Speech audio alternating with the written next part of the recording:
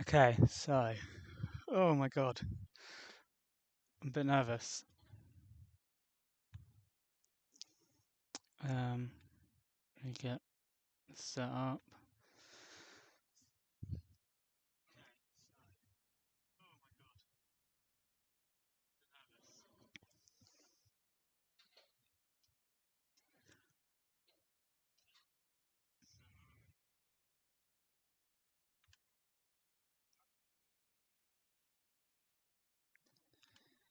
I'm a little bit behind what I was hoping to be because I went back over a couple of the lines and um, kind of just ironed out a couple of bits that I might have missed on potential like bad stuff happening.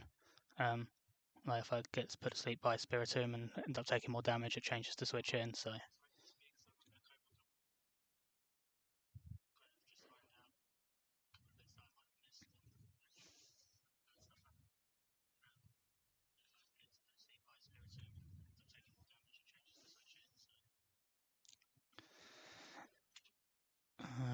okay, I haven't sorted out my party or anything at all. Um, that delay. So um, yeah, I'll just go start going through uh, what I've got.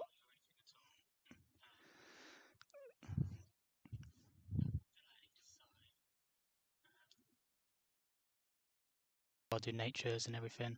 My laptop's a bit slow, so I'm having some slow bits, but hopefully it usually doesn't crash. Mid for E4 crash would be really bad, but yeah. So I think the first one, remember that everyone kind of knew, is already in the party. It is Grafii. Um, a little bit sad, because I had some really cool hopes for Sketch. Um, I really wanted to Sketch transform, but it seems like it is bugged uh, compared to how it works in vanilla. I did all sorts, and you can only basically sketch transform if transform fails. There's a few ways to make transform fail. Some of them are banned because it's like substitute or certain mons that it can't transform into. I managed to get a situation where it worked with Zorok illusion. It can't transform into it. I U-turned out with like 0 attack IVs and burned, and because I battled about 50 dittos, it ended up being holding a metal powder, which gave it a defense boost and kept it alive. Transform still failed. Sketch still failed on transform. So for whatever reason, that should have worked in vanilla. It doesn't work here, which is a bit sad. So Grafire is going to become a bit of an encore bot.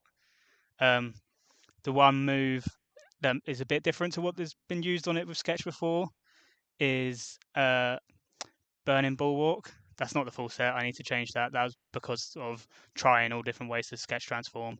Um, Crafty Shield should have just worked straight away because it makes it fail, but it didn't. Um, but yeah, I'll be using Burning Bulwark, and it's going to be really good if I get to the champ fight.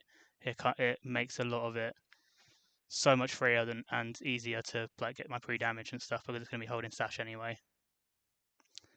Um, okay, so yeah, that's one number one. Number two, well, it's right there. Again, I literally just caught it yesterday on a quick stream, just testing my mic and everything. It's Latios.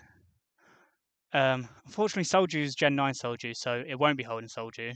If it was the early one, the early Soldiu where it's special attack and special defense, I didn't even realize we got it. It would have been busted. At this point, it's just kind of worse than having a type boosting item or life orb. So, um, yeah, Latios is being used because of flip turn.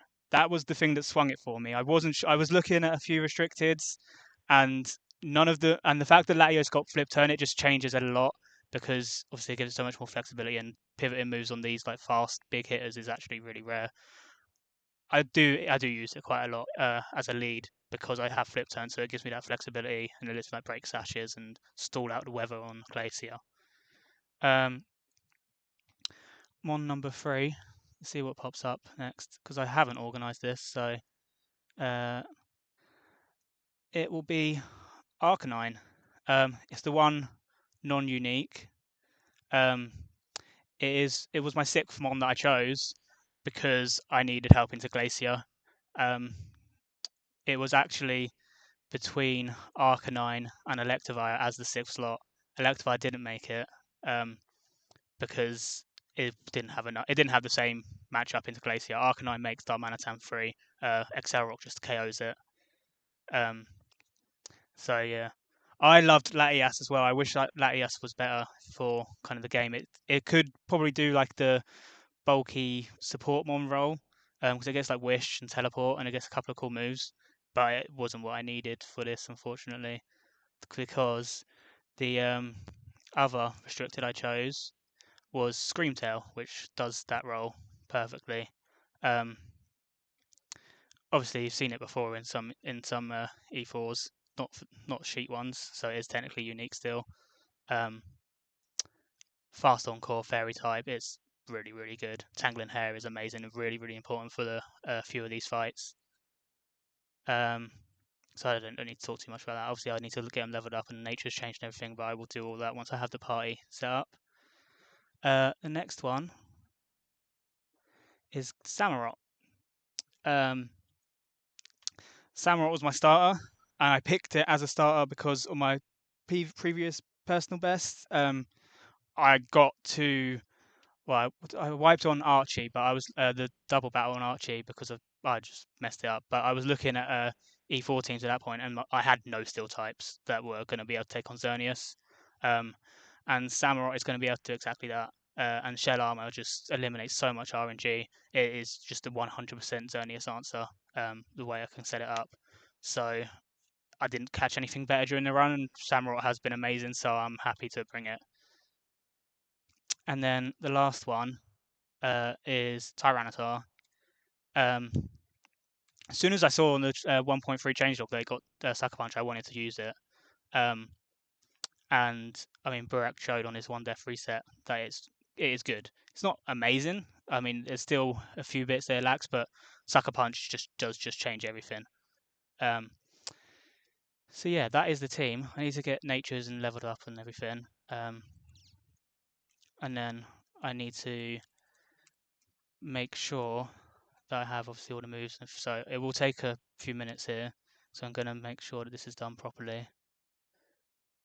Latios is going to be timid. So I actually went through and I made a spreadsheet with all the speeds, the actual speed stats of all the Elite Four mons. So then I put my own ones in and I could just sort it by speed number, and I could see kind of straight away where I was going to need plus speed natures or if I could get away with neutral natures. Latios is going to be holding specs for a few fights, and if I went modest, it would have had to run Scarf. So that was pretty quickly like easy then to decide. Um,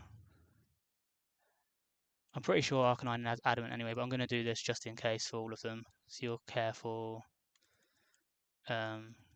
Change. You're careful. And T-Tar should be Adamant anyway, but I'll do that just in case. Okay. Relearn. Level up moves. First fight, I want U-turn because there's a lot of dark types, so I can't use Prankster anyway. And there is also it's not on this fight. A couple of fights I have to use U-turn because of like Focus Sash or Air Balloon that you pop on the switch in. But this one, it could really be a Pine Shot, but there's no reason to be. And then the other one is probably the biggest reason for people using Grafii at the moment, or at least on 1.3. Although I am now 1.3.1 for the first time. Same principles though. It's Encore. It makes a couple of these fights very, very easy. Originally, I mapped out a line that had Calyrex coming in on Grafii, or coming in and clicking Natural Barrage almost every time and just getting Encored back out. Obviously, Astral Barrage only has 5 PP, so I had to cut it short. But that would have made one of the Phoebes really funny. Unfortunately, you can only Encore, obviously, up to when they run out of PP, because then it would just fail.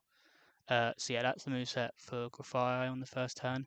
And something I will double check quickly, that I'd already done, is 30 speed F5Es on Grafai. If I get Glacier Snow, that'll come up. And that's actually only going to be relevant thanks to 1.3.1. There was one overlapping roll between like Ice Beam and Extrasensory, and I wanted to click Extrasensory so I'd get the free switch into T-Tar. 30 speed F5Es does that, so that was a very nice little quick fix.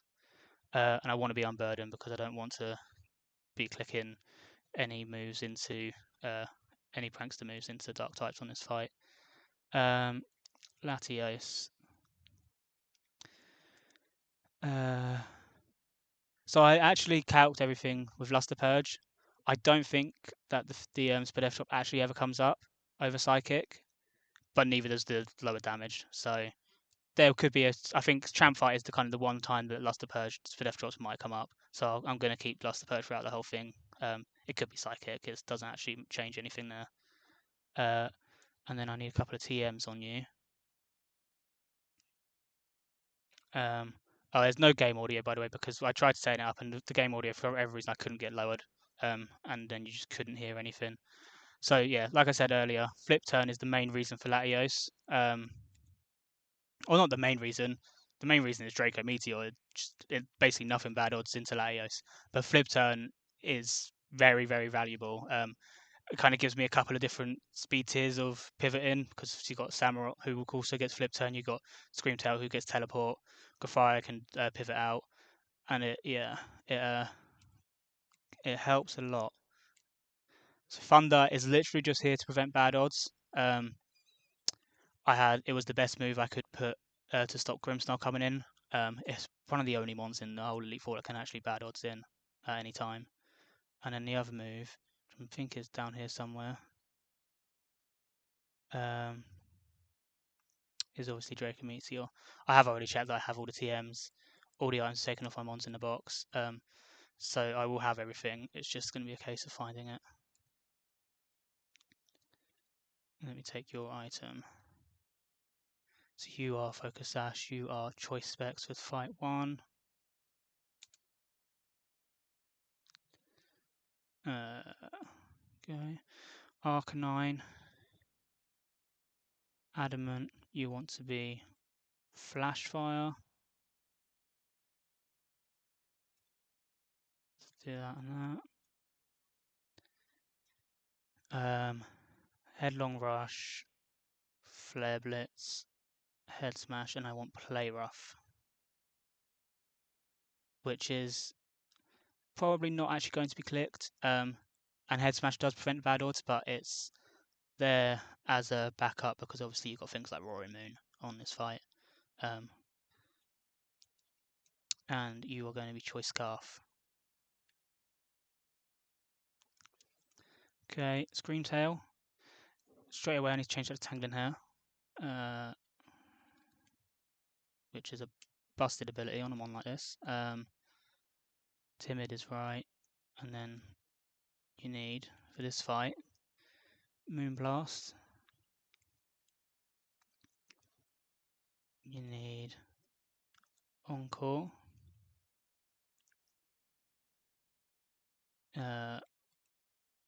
Wish, which I don't actually think I need to click, but it will be there in case of any strange situations. And then Teleport.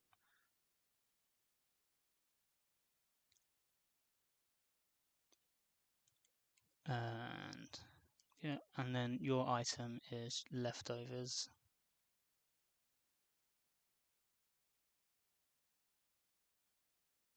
Okay, so in here, Moonblast Encore, Wish Teleport. I have to PP max all this at the end.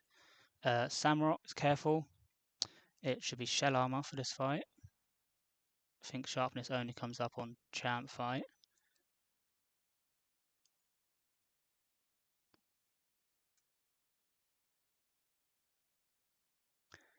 And then moves.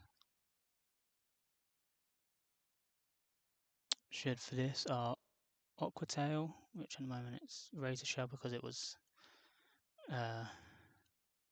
Sharpness. Flip Turn. Iron Head, and then knock off. And you're holding an assault vest. Which with only 70 per def base stat actually still makes it very bulky across the thing. I think partly because of the type in. It's water steel is so good. And then knock off is right down in the bottom. Go past. I think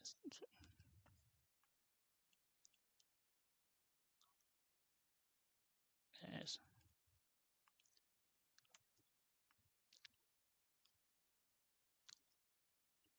Okay, so let me just check that. Careful, assault vest, shell armor, iron head, knock off, flip turn, up curtail. Tyranitar, Tyranitarite, unnerve, has to be unnerved because otherwise it's Sandstream, which is banned. It should have, for this fight, Sucker Punch, yeah. It should have Rock Slide, should have Earthquake, and then instead of Crunch, I want Super Power. And again, it shouldn't have to click it, but that helps to prevent some bad odds. I can't remember what it's into, but it's on the lines. There it is.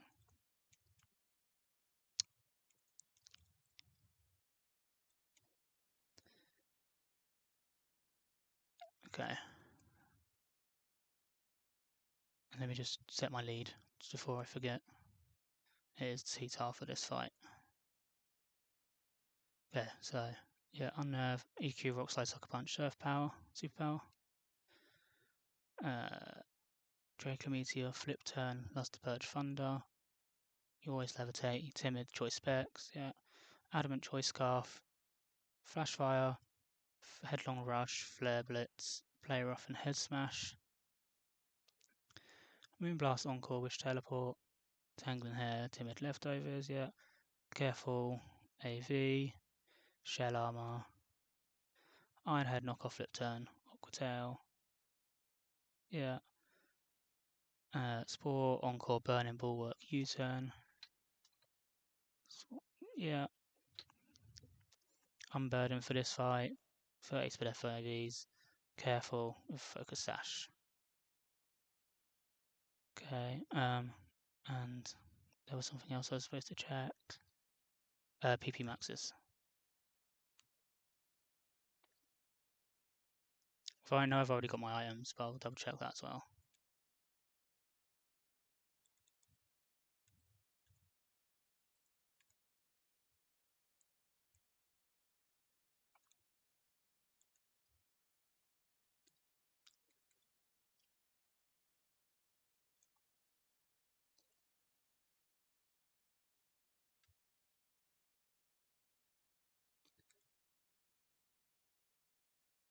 So the one mon that I'd be afraid of on Sydney, I think I'm pretty sure I'm fine into it, but it was scary originally. Is the Mega Grimmsnarl. If I get the team without that, the Tailwind team, then I think I'm fine. Mega Grimmsnarl should be okay anyway, but it is kind of the one mon on that probably on either team that if it comes out at the wrong time, it could be weird. Uh, I mean, I don't even really use Graphite in the fight, so I always have that Focus Sash available, and then it means I can Spore it or I can Burn in Bulwark, and kind of slow it down a bit. And that's partly why I don't have Prankster. So it shouldn't ever be a problem. But yeah, oh, thank you, Tarnaz. Um, it was the kind of I think the calcing process helped actually quite a lot. I did kind of just go through my whole box and kind of line up and all the potential restricted and line up kind of what did what into the kind of the big threats. And luckily, the mons kind of actually work really well together. Like Latios's weaknesses are the main ones are Dragon, Ghost, and Fairy for like this E4. And if you look at then Grafii is immune to Ghost, Screamtail is immune to Dragon, Samurott just completely walls Fairy types. You kind of then, and they're my three like defensive like pivots. It gets Latios gets so many chances to just come in and out and click Draco Meteor, which is basically what he wants to do on almost every matchup. Okay, just going to check these one more time. No, it's all PP maxed. Oh, and I have Poké Rust because I battled about 50 Dittos trying to sketch transform. If it changed something, that'd be really weird, but it doesn't, does it? It only affects the EVs. I've got 4 restores and max potions, 4 restores, 4 heals, max potions, max elixirs. Yeah, okay. Oh, Jesus. I am nervous. Okay. I think this is it. I think I'm going in.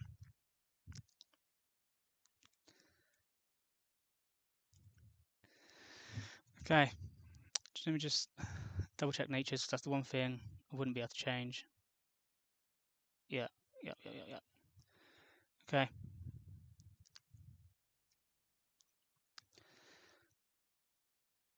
Okay. So yeah, I would prefer the Tailwind team. I think there's less RNG possible, a few less. Well, I mean, it's kind of the same amount of bad odds possible. I think I've kind of written them all down, and I actually almost missed one of the switch-ins. Roaring Moon doesn't see the booster energy activate before for post KO switching. So I think I've kind of caught that just like about an hour ago when going back over stuff, and then it's completely fine. So I have both lines written down just in case, but I think it just does change the slight order, but it probably makes it safer. So it's okay. Thank you. All right. Adamant, Torrent's alright, Unnerve, Earthquake, Rockslide, Sucker Punch, Superpower. Okay, I'm not going to read through it all. I know we've done it about 3 times already, 4 times. Just for the sheet, just to double, just so that it's here, nice and easy. Okay. Okay. Yeah. All right, Torrent's our lead. Let's go.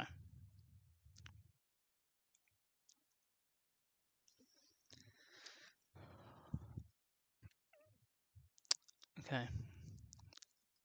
So Tyranitar is always just clicking Rock Slide on turn 1, Mega Evolving and clicking Rock Slide. So we'll see straight away if it's Tailwind, it'll be faster. If it's Trick Room, it'll be slower, and it has a chance to flinch. If it does flinch, it's actually quite nice. It means I don't even have to worry about Trick Room for the start of the fight. It doesn't change the switch in, but it means I take a little bit less damage overall. I don't have to do some stalling to stall the Trick Room turns at all.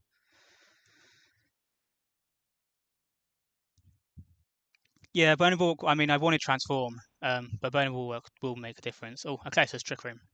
Burning Bulwark is going to be cool. Okay, we're starting off with a crit. Can we start off with crit flinch? Oh, I didn't calc Berserk, but it doesn't make a difference here. That's okay. It's straight away I've forgotten something, but that does not make a difference at all. I just sucker punch on this team. The other team I would have taken about 5% more. It doesn't change the switch-ins. If it was Tailwind, I would click EQ to stall 1 turn before taking the KO.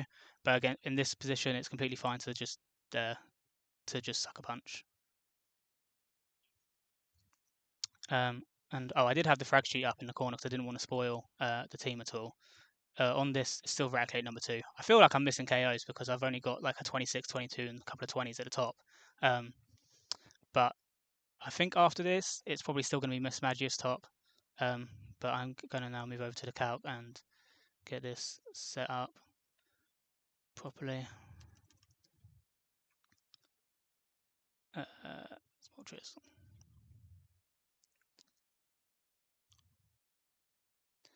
And that is a kill for Tyranitar. So it should be Guzzlord. It's going to see Hammer on KO. Right.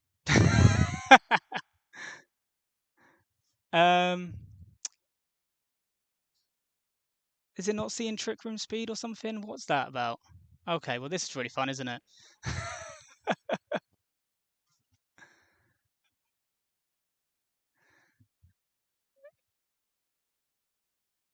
Hammer Arm does 100%. It does over 100%. I don't OHKO it. It should just be slow. It should be fast OHKO for Guzzlord.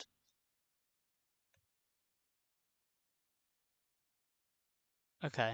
We're steering already. I mean, it's not going to make much difference. It's always close combat. It's always a fighting type move. It's just going to reverse a bit of the orders of the fight here.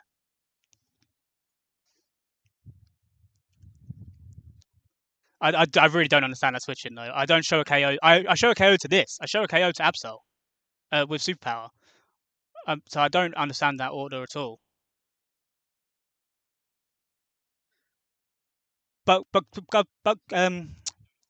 Guzzlord is at the back of the party. Guzzlord is second at the back. So Hammer should just go back to front. Guzzlord sees Hammer Arm fast kill on the trick room.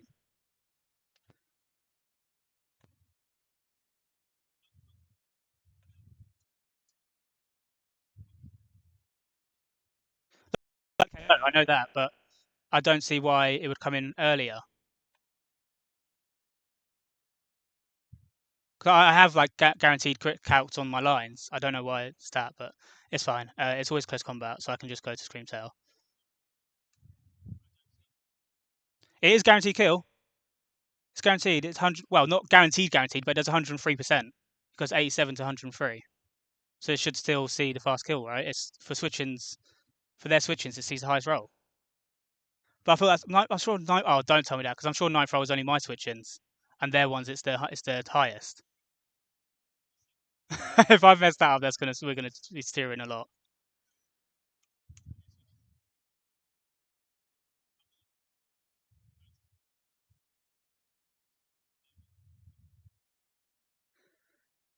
I've got it wrong, haven't I? Because it's just for switchings, it's ninth. Yeah, okay, well, this is going to be a funny four then, isn't it? It's going to change a few things. I mean, I have so many lines, it's going to be fine. Like, it's not actually going to be a problem, but it's going to mess up a few orders. It's fine. I've put so many things in, I can just use the same principles. But like here, I know in Snail Night Slash, I'm likely taking a crit. It's likely doing 50%, and I can just Moonblast KO. And just to check, that would have been see turn one Trick Room, turn two, that switching is turn three. So yeah, I mean I have this the same as if it was Victini later on. I would still have this on turn three a Trick Room, and now it's turn four. So I can still use the same principles. It's just yeah, that is a bit stupid from me. Okay, Moonblast always KOs. It can bad odds into Monkey Dory here. Um, it just means that Absol will come back out later on, but it's usually going to be the same kind of situation. Yeah, I have like the tools, so it should be fine. Okay, there you go. But I mean, like, I'm going to be back to full health after this, so it doesn't really change much here. It never sees the KO, so I'm pretty sure it clicks fake out. It could be sludge wave. It doesn't make much difference here. I can just always go into Arcanine. Trick Room is going to end after this turn, and then Arcanine will take its first KO.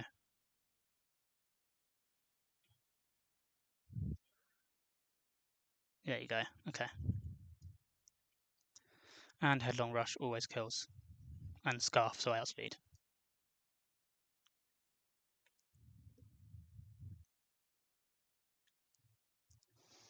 Okay. Now it's the Guzzlord. Better calculus. I wasn't expecting this to be in this position. It does. Oh, okay. Now this is gonna be annoying. It sees the knockoff kill. Knockoff has the boosted score, so I think it's knockoff because of the item scoring. Even though Earthquake and Hammer Arm guaranteed, obviously it wouldn't be Hammer Arm because of the negative effect. But I feel like the overlapping roll makes it knockoff because of the inherent boosted score.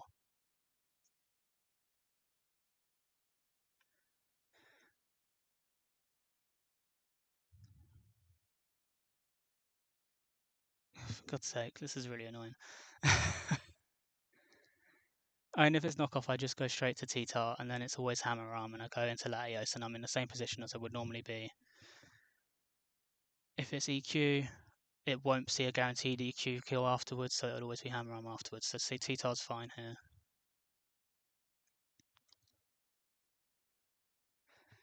Oh dear. Yeah, I'm pretty sure. Yeah, okay, cool. And now it's always Hammer Arm. And I can just go to Latios on that. It's what I would have done originally when Guzzlord came in. Would have had a couple of pivots on it until kind of catching it on the end of the Trick Room. But this is the same difference.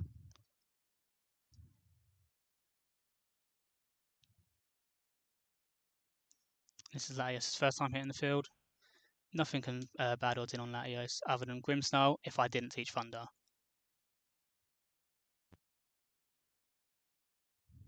Okay.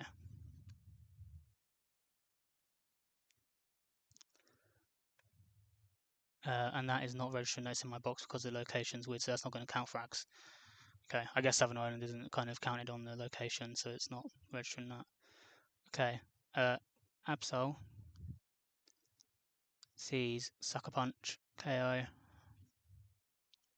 It's slower, so it's not going to click Night Slash, it's just going to click Sucker Punch. So I can just go straight into Screamtail again, like I would normally. Thank you, Max. We're already steering. I, for some reason, forgot that all switch-ins are ninth roll, and I just assumed when AI was looking at me, it was always their highest roll on switch-in, as well as like kind of for the main parts of their attacks. I know obviously it hits the KO, but yeah, for whatever reason, I was assuming it was the highest roll on switch-in. So we're going to have a few weird switch-ins, but I have enough lines to cover it. Yeah, so that was Sucker Punch. Moonblast KOs. Again, it can always do that, but I can pretty much always switch on the thing. Okay, that was a different one. I wasn't expecting that one. Oh, because Monkey Dory's dead. Okay, well, I know this is always Trick Room. I was not expecting to be steering like this, but I'm pretty safe on this fight. This is always Trick Room. When Victini clicks Trick Room, I'm pretty sure I can just switch into T-Tar. Sucker Punch isn't a guaranteed KO, but it's not actually going to make a difference because it's going to click. It's going to click Recreate because it's more accurate than Thingy, and then it will drop its defense stats and it will KO afterwards. Or I can just. It doesn't really matter here. It's fine. I was usually going to flip turn from Samurott, so I would have got the chip. I guess I can click Teleport here just in case there's anything weird.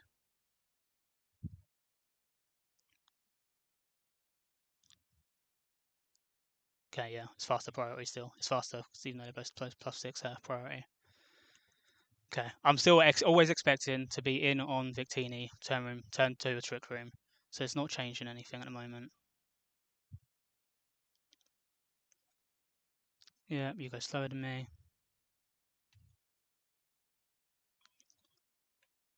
I mean, it does 25% to me on with both moves, so I probably can just click Rock Slide. Sucker Punch doesn't KO on this range. I would be hitting it first otherwise, so I'm just going to click Rock Slide because it's going to lower its defense stats and then I'll kill it.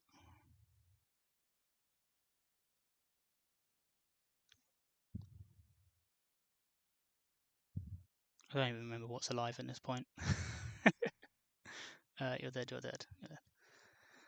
Okay. This has thrown me off, but we'll see. It should be fine. Okay. Okay. Yeah. Now it's the Mega Grimmsnarl.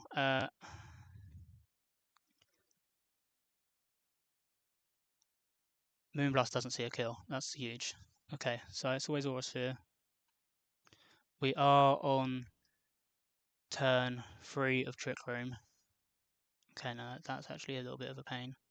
Just in terms of what I would have been expecting.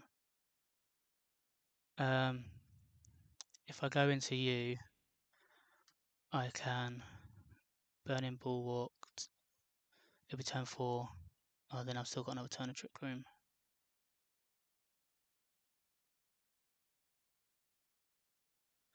I mean, Samurott, it's Aura Sphere here, so obviously it Mega Evolves as well to the damage extra.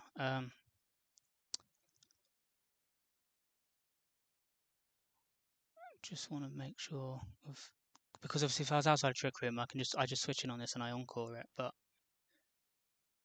in this position, I mean, there's no overlapping roll, so it will be Moonblast afterwards. But I don't know if it can nasty plot. I don't remember that. So if I switch in, it's turn 4. It would click a move. It would be turn 5, and then Trick Room would end. So I can go to Screamtail here, click Aura Sphere, then it's turn 4. Wait, no, I'm bloody hell. Okay, I'm getting mixed up. 1 second. I KO'd. on turn 2. So this is turn 3. I switch in Screamtail, take an Aurasphere. Then it's turn 4, it clicks Moonblast or Nasty Plot. And then it's turn 5 with one, so still got one more turn.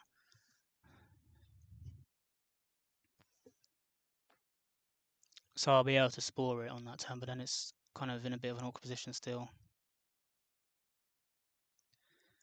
Like my plan for killing Grimmsnarl was Samurott.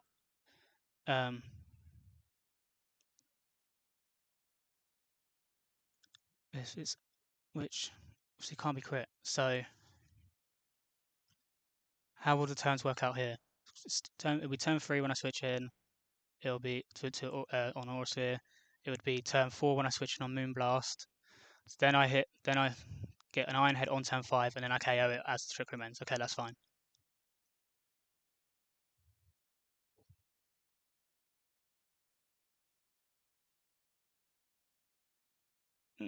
Or if I switch in on Nasty Plot, then we're going to get scared. If I switch in on Nasty, if it's a Nasty Plot on Screen Tell, it's going to be a bit of a pain.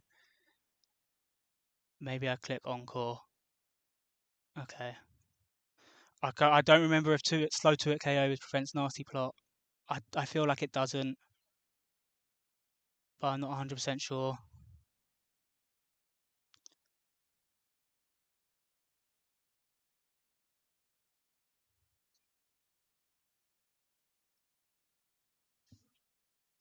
I'm never dead to crits here, so like I feel like it's actually just completely safe to Encore, because then I can just switch into Samurott, Trick Room ends, and I just Iron Head twice either way. So if it does click Nasty Plot, then it's even better. Because the only way the Samurott dies is like to certain rolls at +2. Okay, it's Moonblast, that's fine. I'll never dead to crits, and I don't need. Well, I need this for Absol kind of, but I've got other ways of being Absol. It's okay. Well, now outside of Trick Room, Absol's not a problem. Okay, that's fine. 160, that's fine.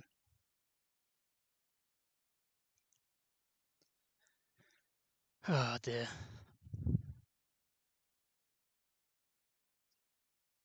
Oh yeah, of course it does. Of course it does.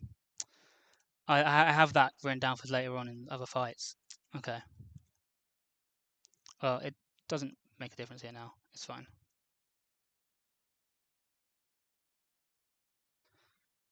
Oh, nice little flinch. Cool.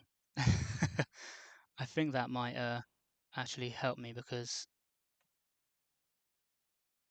now if it's like calculating as crits on those, I don't believe it doesn't calculate as Sucker Punch. Oh, I'm Shell Armor, so yeah, it's always close combat, and that's absolutely fine. Then into Scream Tail. Cool. Okay, we're good. Yeah, I saw something about Power Herb and Encore Power Herb overriding the scoring or whatever. Okay. Alright, Scream Tail always switches in on close combat.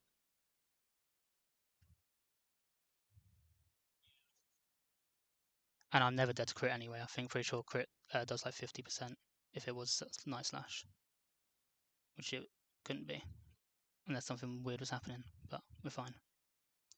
Okay, the one thing here is it will click Sucker Punch, and if it crits me,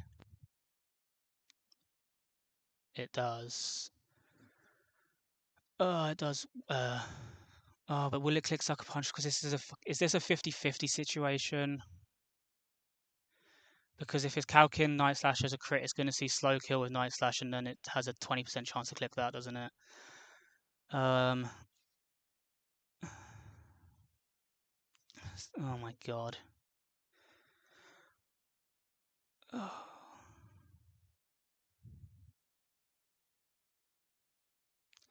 Oh, I just click Encore. Oh dear, I just click Encore. Yeah, it's fine. Either Sucker Punch fails or it gets me close combat again, and then I just have to wish and stall it or whatever on the Sucker Punch.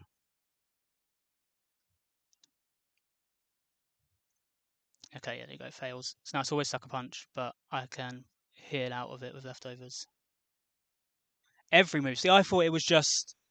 Oh, yeah, I thought it was just the high crit rate moves, but I guess if it's +2 from Super Luck and Scope Lens and everything, it gets calced as when it's +2.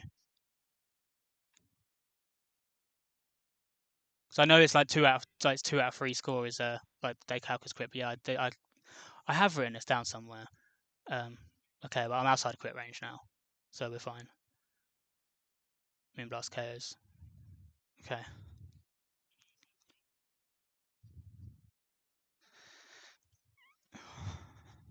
Alright, we're through. And I crit it. Cool.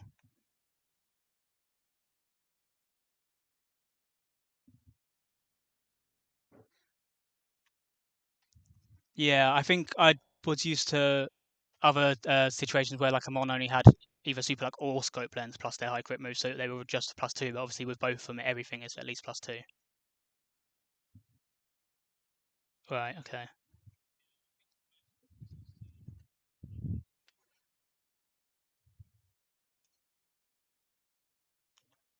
All right. Well, we're fine. We're through. That was silly, but that's right. That's why it doesn't make a difference here. Okay.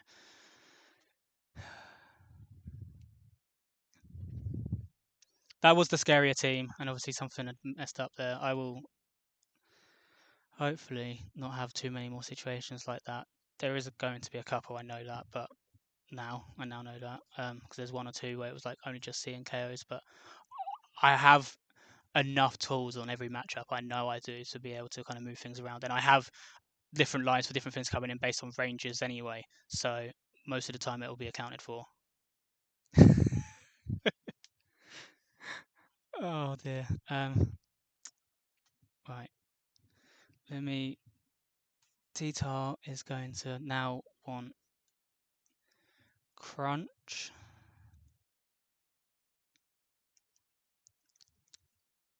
It doesn't want Rock Slide. And it doesn't want Superpower. It wants Roar instead of Superpower. Just in case, because it's going to be 1v1 in the Dusknoir if that comes up. And if I get like para haxed and locked in, then there's a situation where obviously for like 3 turns in a row para, I could get really messed up. And if it's just getting too scary, I'm just going to roar out. Obviously, at that point, I would have had to get like para and really early paras. Otherwise, I'm going to like 3-hit KO anyway. Um, and it like takes like 7 hits to KO me. But just in case, so I can't get locked in. And then I mean, we're probably going to be steering after that, but it should be possible. Because obviously, I don't know what's coming in off of a roar.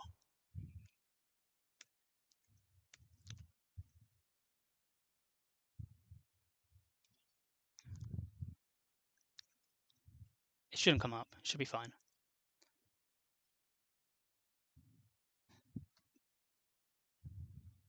Okay. So and you're staying for the Megastone the whole way through, so you're fine. Earthquake, Crunch, Sucker Punch, Roar. Yeah. Um, Latios, your only difference is well, actually, I mean it could stay Thunder. I'm not clicking this last move, and I don't think it actually changes bad odds either. But I will give it Shadow Ball. Um,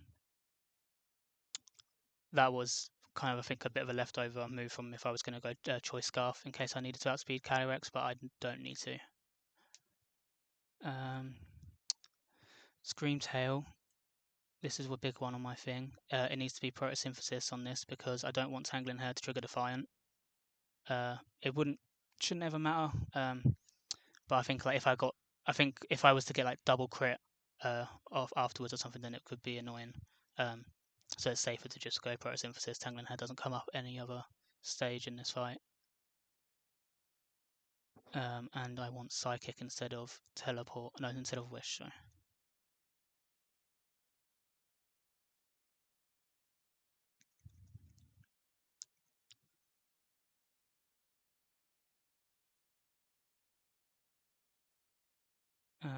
Arcanine.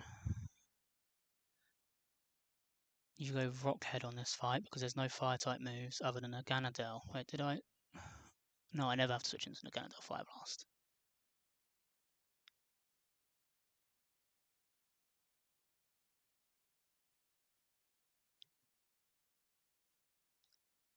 Well, I'm never clicking Flare Blitz. I don't know why I've had it Rockhead. That might be an old thing.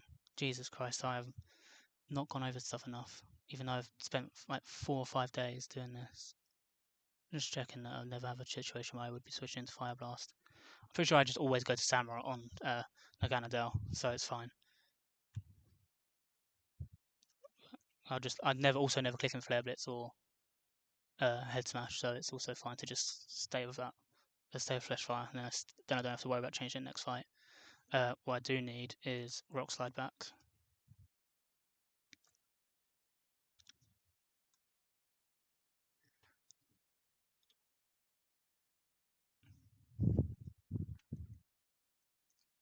And that's over Play Rough. So I have Flare Blitz, Head Smash, Rock Slide, Headlong Rush. Headlong Rush is actually the move that it clicks the most I think probably in the whole E4. Strangely enough, it's actually, I mean, it barely clicks fire moves. It's functioning as a rock type with coverage. And I mean, Flash Fire does come up a lot. It would have obviously come up on a Delphox. It will come up if I get Glacier Sun. Okay. And you keep the Choice Scarf. Screen Tail is supposed to be eject button for this one, because it doesn't need to come in except for on fighting type moves.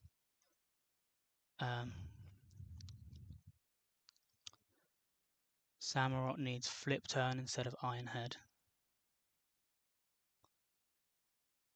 And it needs Aqua Jet instead of Aqua Tail.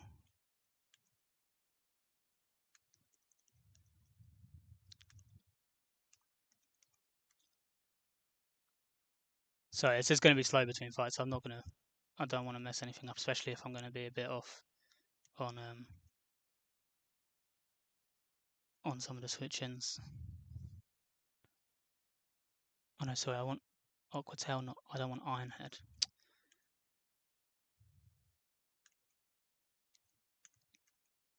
Okay.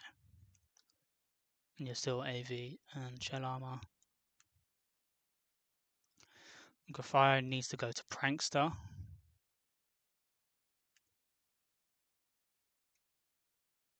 And I still want U-turn on this fight because I want to be able to break the Calyrex Sash and the Naganadel Air Balloon. Because this is the fight where Grafire gets to Encore a lot and force a lot of mid-turn switches. Okay, so Adamant, Always on Nerve, Sucker Punch, Roar, Crunch EQ, Timid, Choice Specs, Draco, Luster Purge, Flip Turn, Shadow Ball, Headlong Rush, Flare Bits, Rock Slide, Head Smash. Yeah. Check Button, Timid, U Photosynthesis, good. Moonblast, Encore, Psychic Teleport.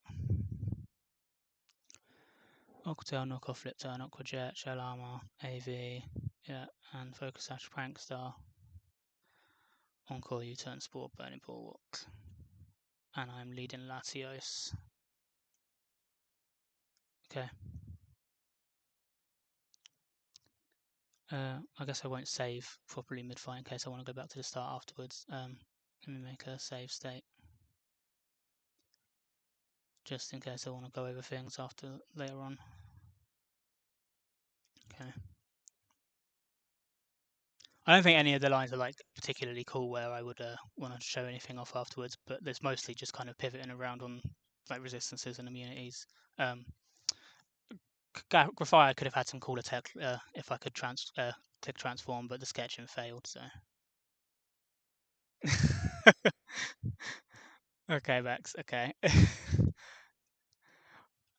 I think the only thing that might be the same is one move, and you said you're not clicking it, so and I can't click it, so you know. All right.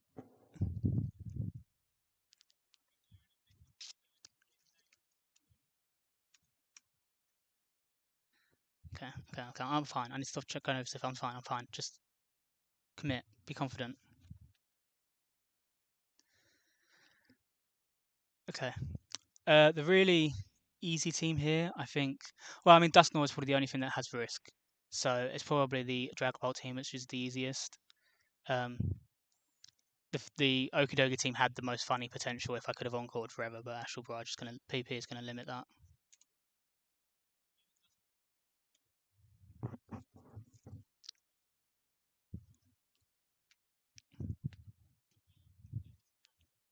All right. Okie dokie. Okay. So Latios goes crazy on this fight. Calyrex is the only thing that can technically bad odds in on it because of the sash, and I don't know if that's 100% if I can actually do that. It would only be able to do it once in the fight because I OHKO it otherwise. Um, so this is otherwise this is just a KO straight off the bat. Okay, there you go. That can happen once in the whole fight. That's fine. I've got a line that starts with this, so that is absolutely fine.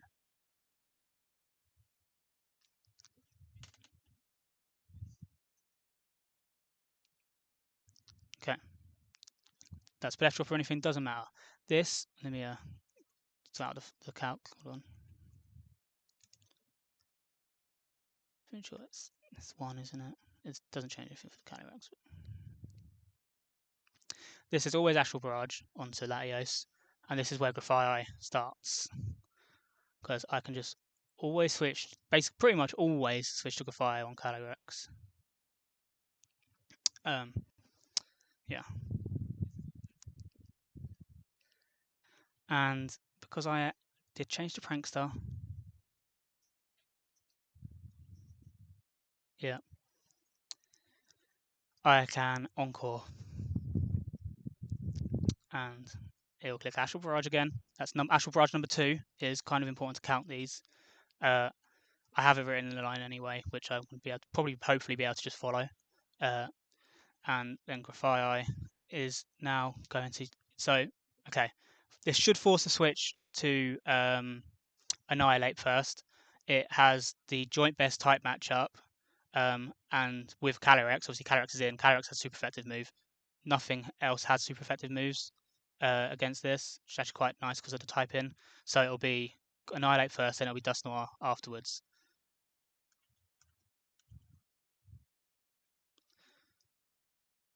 So I U-turn as they have to switch into Annihilate, and then I get to go straight back to Latios. Oh, I've got Tailwind clipped there for some reason. I go straight back to Latios, and with choice specs, Luster Purge OHKOs 100% of the time.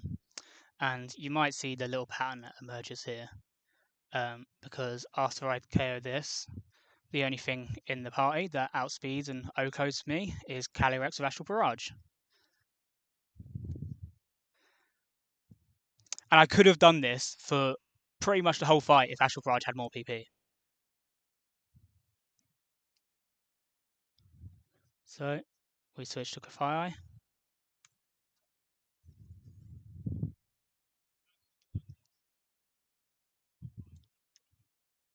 We click, that was number 3.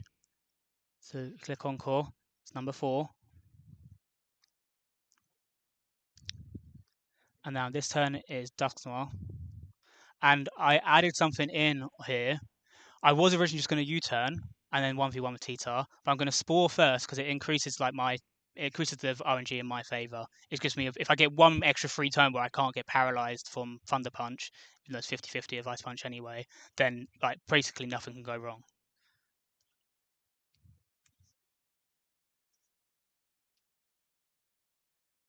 And before Mega Evolving, see Dusknoir's only Ghost. I had to have you part of the reason I have U-turn again is for Dusknoir when it Mega Evolves here, it goes to Dark type, so I wouldn't be able to Franks the Parting Shot. But now this is a guaranteed sleep turn because it hasn't clicked a move yet, so I just get to U-turn off of it, and Tyranitar will be able to come in, and it's a range to 3-hit KO, but it's a very good range after U-turn. And obviously there's chances for defense drops. Okay, so that's the guaranteed sleep turn. Right, fight. Okay. Mega Evolve, Crunch. And like I said, I have Raw in case I was to get like turn 1 paralyzed from Thunder Punch and like 3 turns full para. I can try and kind of reset it.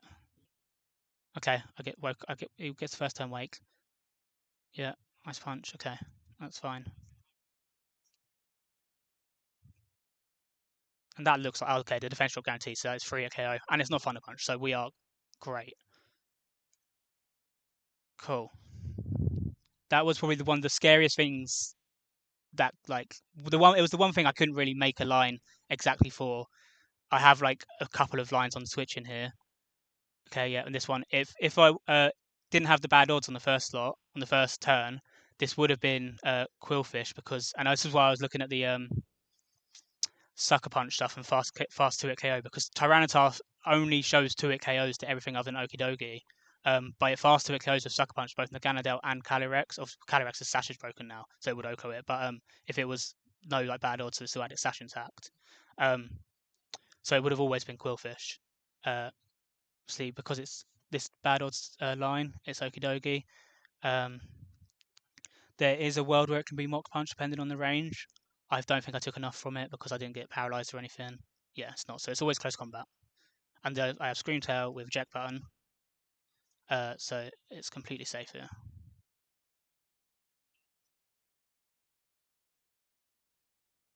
Scream Tail could have just kind of clicked Psychic onto it, and I think after close combat it could have KO'd. Like there was originally I was looking at that, but Eject Button just kind of made more sense because I don't actually need to risk anything like that.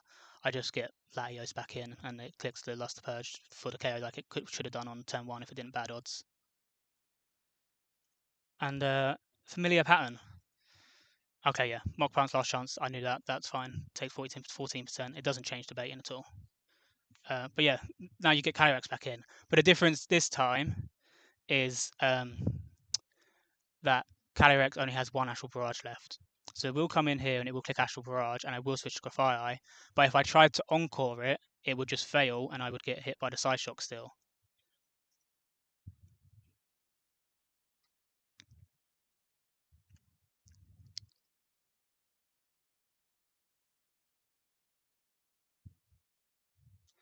For some reason, my line here actually tells me to go to Samurott. I think but it's kind of assuming that I hadn't broken the sash, even though I had to have broken the sash. So I kind of got that slightly wrong. I will, because I could just go to Tyranitar and then it brings Overquill in, and it then goes back to the main line.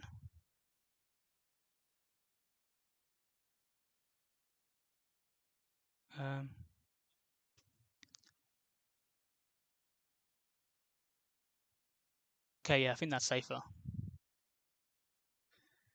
Because otherwise I'd have to switch in Samurott a couple of times. Okay. So I can't click Encore here.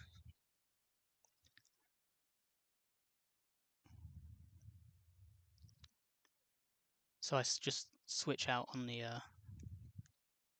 Psyshock.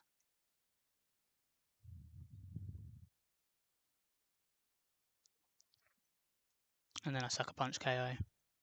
They can't bad odds out here. Okay.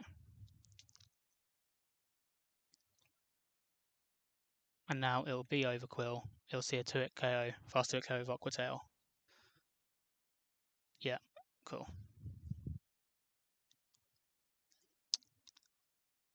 And then that means that I can actually just switch hard into Latios. And then after Life Orb chip, Draco Meteor is guaranteed KO.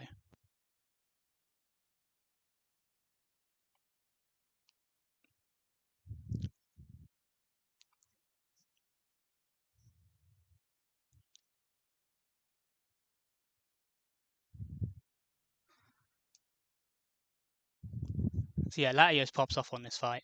Obviously, if I had a situation where I could get into a situation where like I have Naganadel locked into Nasty Plot. There is one of the things, and then Latios obviously even take this as well, or it can like hit it on a switch in or whatever. Like it can basically KO every single thing on this fight, depending on the situation.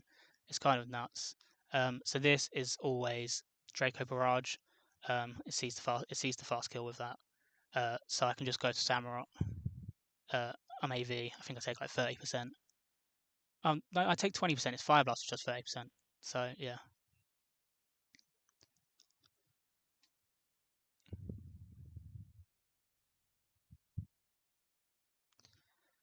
And then I believe that this is then going to be Nasty Plot. Because I only slow 2-hit KO and it doesn't like do anything. I mean, I only slow 2-hit KO because of that recoil damage. But even if it's Fire Blast, I only take 30%. I slow Flip Turn. I pop the Air Balloon. Yep. And then Arcanine with its Scarf comes in and Headlong Rush is always an Oko.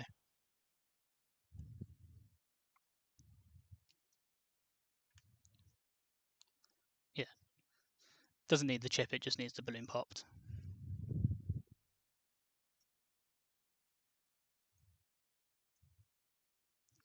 Okay, cool. Yeah, so I think that was probably the easiest fight. Um, Before I just mixed that three.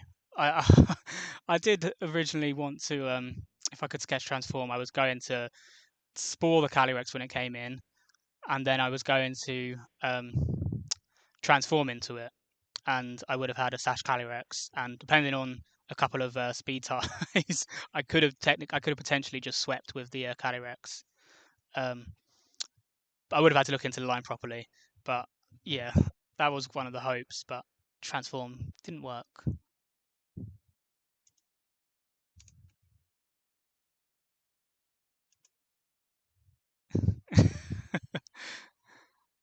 Okay, right now Glacier. I really hope to see Sun. I really hope to see Sun. Um, I have about 6 or 7 different branches for the Snow team, so I think I've covered stuff, but it does get weird. Um, it's like Sun is very simple, but Arcanine KOs half the team. Um, Snow is weird because things like a Bomber Snow, depending on when it comes out, I have to use different counters. Um, I hopefully have any of like the situations kind of mapped out already. And I have Samurot's going to hold the eject button, and it will come in different times um, depending on like what comes out when and what I'm baiting. So it would be so much nicer if I just get Sun here, but I think I should be okay either way. All right, so Latios is still holding choice specs.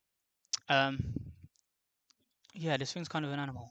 The only change for Latios is I need Mystical Fire. Let me check what number it is. Which again, I shouldn't have to click. It's more of a backup if it comes to it. 129.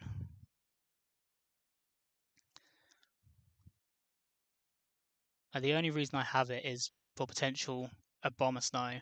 I don't want Latios in against a Bomber Snow other than pivots, because Ice Shard crit does like 90%, so it's just too risky. Um, but it is there in case it comes to that.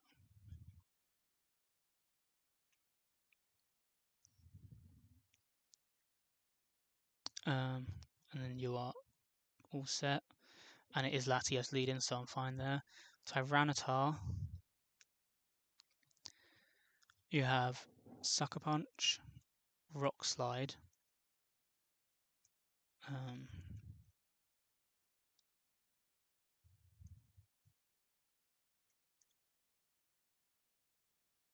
EQ, and Fire Punch. So I don't want Crunch, and I don't want Raw. And again, Fire Punch. It's kind of part of like a legacy line that didn't end up working, but again, it's also in case I end up stalling a Bomber Snow out and I can outspeed and KO a Fire Punch after the Snow goes down. But there was a potential line where I didn't Mega Evolve Tyranitar against Ninetales, so I take a bit more damage from Moonblast, and that baits in a Bomber Snow before the original Snow ends. But but I had to have Heavy Slam on T-Tar to do that, and then I'd miss out on other moves. I'd have to have Heavy Slam and Fire Punch, and it just becomes a bit too awkward. Um, so I didn't end up going with that line, but Fire Punch still as a backup. And I think it does also prevent bad odds in the snow, um, because Rock Slide I don't think does it. I'm not 100% sure. It's something like that. There is a reason for it. So then you are all set. EQ, Rock Slide, Sucker Punch, Fire Punch. Yeah. Arcanine is actually holding expert belt on this fight. It could kind of be anything. The only thing I didn't want was to be locked into XL Rock, so I didn't want like a choice item, um, because it just makes the baiting a bit weirder and a bit harder to work out.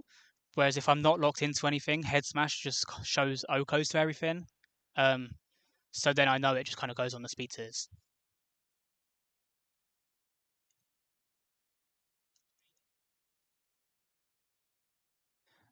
You are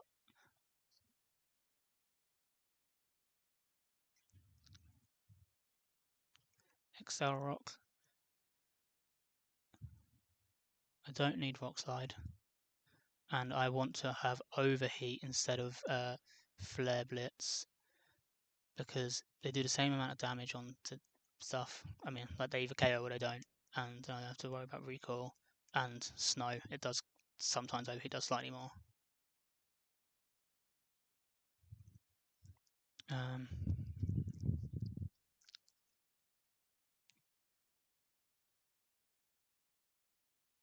yeah, and you're off. Okay, I definitely didn't I just didn't change the ability of Arcanine in my notes because it says Rockhead here as well, but it's 100% is supposed to be Flash Fire. So I just didn't change it on a couple of the tables I've written out. That's fine. I know it's Flash Fire, so that's okay. Screamtail. Oh, Samurott, first of all, does not have the eject button on this, the assault vest in this fight. It has the eject button, so I'll take that over here.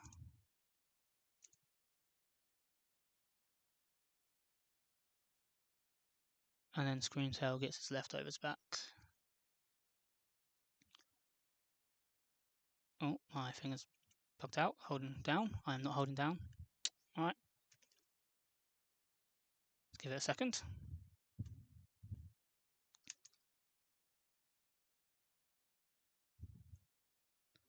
Okay. This is probably my laptop being shit.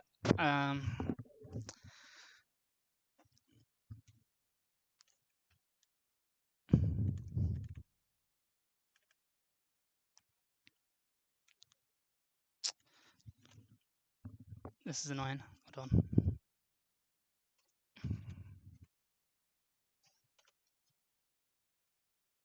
Usually it just kind of stops if I spam a few keys.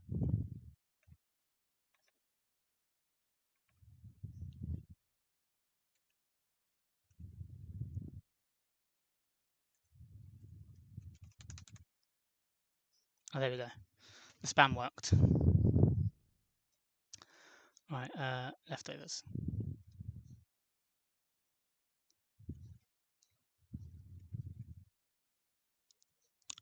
You can have Tanglin Hair back now. In fact, you need it back now.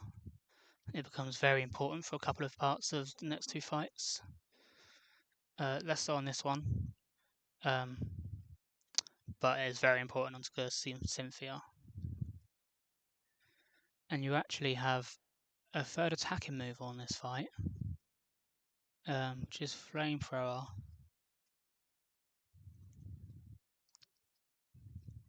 And again, I don't actually click it unless things go bad. It's another Abomasnow thing. That mon was a massive threat on the calcs, and there's a couple of different situations where I have to pivot around on it. So I just kind of have a few moves where to make sure it can't at least switch in when I don't kind of on a middle turn, because that would be disaster. If I have it coming in post KO, I kind of know what to expect. But if it was the bad odds in, and it could get weird. Okay, that's all right. Careful eject button. Yep, shell armor. Okay, so your moveset is almost completely different here. So I need Encore on this fight because Samurott actually outspeeds Volcanion. And into Latios, when there's no sun up on the sun team, Volcanion will be clicking Sludge Wave. In the sun team, in the snow team, it can click Steam Eruption because of the higher damage. But yeah, I can actually outspeed and click Encore in this fight potentially. And then I want Sacred Sword and Iron Head.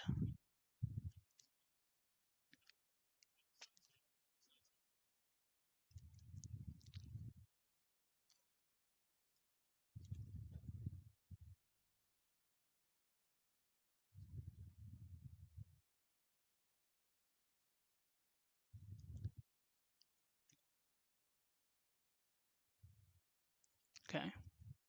Yep, you're right. And then Grafai can have Parting Shot back now.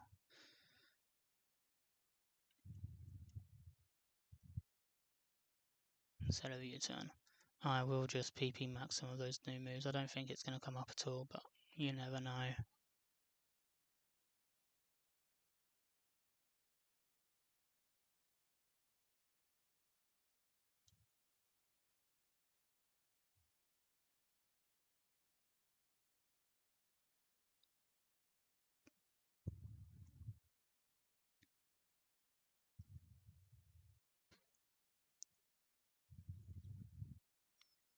Okay, let's double check this. Timid, choice specs, Draco Meteor, flip turn, lost the purge, and mystical fire. EQ, rock slide, fire punch, sucker punch. Expert belt, flash fire, headlong rush, excel rock, overheat head smash. I think I have head smash on every single fight, and I will never click it on maybe champ fight, which Arcanine isn't even supposed to hit the board on. Um, but that would only be if it was like really really desperate. It's literally just there to prevent bad odds, and it's so good at that. Moonblast Encore, Psychic, Flamethrower. Yeah. Timid Tangling there, Leftovers, yeah. Samurott, Eject Button, yeah. Charmer. Encore, Sacred Sword, Flip Turn, Ironhead, yeah. Fire needs a different item, so that would have been bad. It needs Black Sludge, actually, for this fight. Because if it's a snow team, I've got to do a little bit of stalling on the Ninetales. Okay. And this is where, if I get snow, this 30% FIV is going to come up.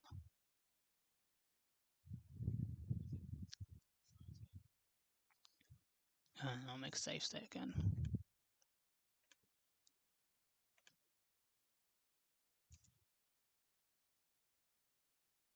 Okay.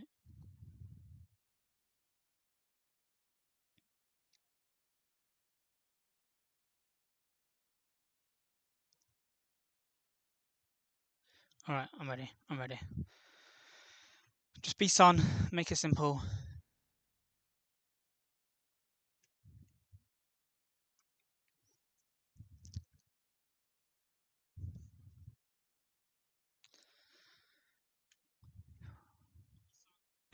Okay. Okay. Well, this is the fight I prepped for the most.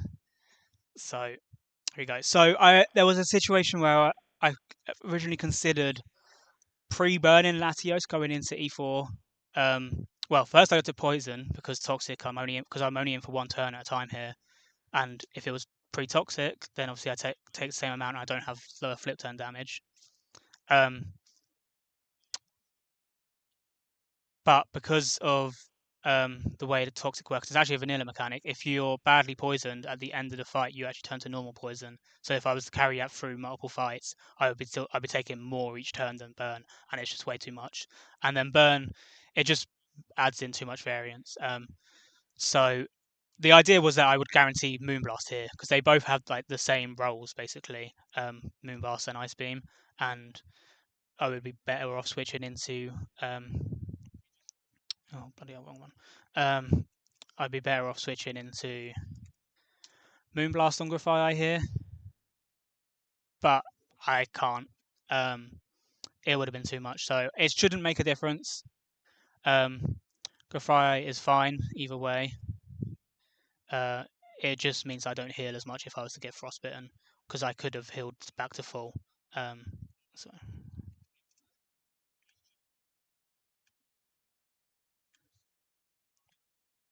So I outspeed here. Wait, what? Wait, hold on. Why is it saying my Latios has 29 speed IVs? Why does my Latios caught with non-perfect speed IVs? Put non-perfect IVs? What? Okay, that could have been really, really bad. What the hell?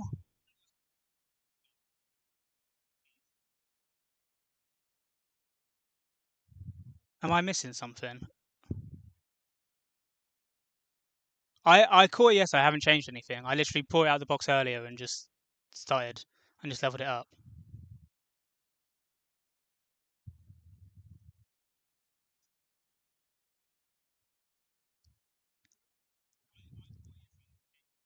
Imagine if I didn't have like my perfect special attack or something, or if it was even lower. Like that looks like it's like general like legendaries are 3 perfect IVs and the rest are random. Oh Jesus, I didn't. I obviously never thought to check this. This isn't something you would ever check. Okay. I need to check the roll for T-Tar Rockslide then. I think it's okay. It's this guaranteed after snow goes down. It's fine. I just have to hard switch here instead. Um, that's really weird. Okay. Hopefully it doesn't come up later on. It's fine. I can just hard switch, but that's strange. Thank God I noticed that. Okay. Yeah. So we hard switch into Grafii.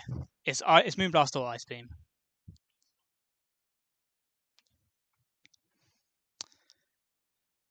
Moonblast will be better here.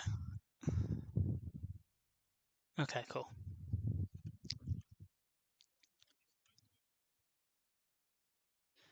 Okay, so now we are stalling, basically. We want to stall as much of the snow as possible. Um, so I will be clicking Burning Bulwark on this turn. It's going to click Extra Sensory because of my 30s per death IVs. When I had 31, there was one overlapping roll between Ice Beam or one roll was the same. So Ice Beam does 100 here, and Extra Sensory does 100 here. When I go down to 30, Ice Beam is still, for some reason, the max roll is still just 100, but Extra Sensory's min roll is 102. So then that makes this a lot safer. Okay, so that's snow number 2. It's Burning Bulwark, yeah. Okay, now this turn it's Spore, and again I heal from Black Sludge. That is very good IV luck. Yeah, that could have screwed me over really early on. Okay, so this turn I Spore. It guarantees a turn of sleep, one delayed turn. It still wants to click Extra Sensory.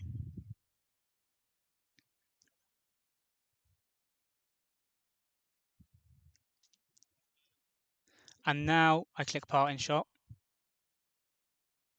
It could wake up here. It would only use Extra Sensory. I'm going into Tyranitar, so it's fine. The main reason for the Spore there was the extra turn of Snow delayed. Okay. Doesn't wake up. Alright, well, now it's very, very likely to wake up. I'm always betting Moonblast. I go back to Grafii.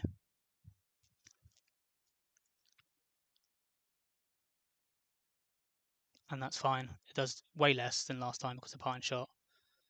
And I'm basically just going to heal that back up.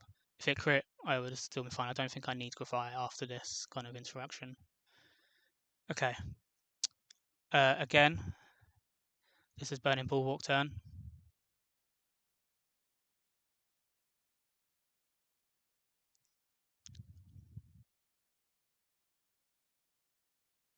We heal, and then we Spore, and it'll be turn 7 of Snow. We get back to full health. And this turn is important. I should not click Parting Shot here, because if I make it -2, it could just switch out. I want to hard switch to Tyranitar. Again, it could click Extra Sensory here if it wakes up. Okay. No, I didn't see that, but I'm pretty sure the snow ended. I missed it. Hold on, I can watch it back. Yeah, snow stopped. Okay. So now I Mega Evolve, and Rockslide is a guaranteed KO, even without the flip turn chip. Ninetales, this is the third turn of sleep, so it's very likely to wake up, and I actually want it to wake up. It will change the bait order if I don't, because Volcanion only sees Steam Eruption Oko after this chip. It will change it to Electivire otherwise, and then it means that later on the Abomasnow comes in at a bit of a weird time, and it becomes a little bit more risky than this line if it wakes up and hits. There is also a chance it crits, and I have a line for that, which I actually think is weirdly better. But yeah, the most likely outcome here is it wakes up and it clicks Moonblast, and I take about 33%.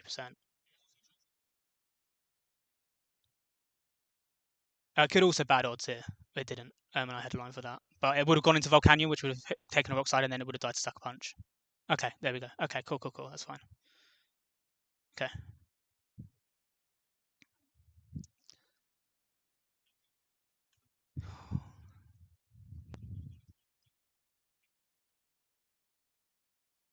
Yeah, that's what I was expecting.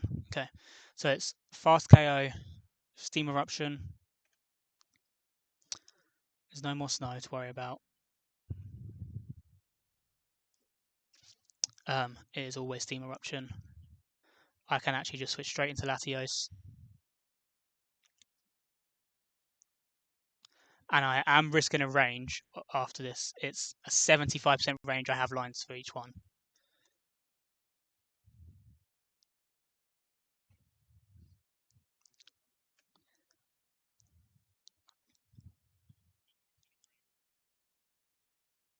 Well, the post switching AI that I did wrong on every single one hasn't come up so far again.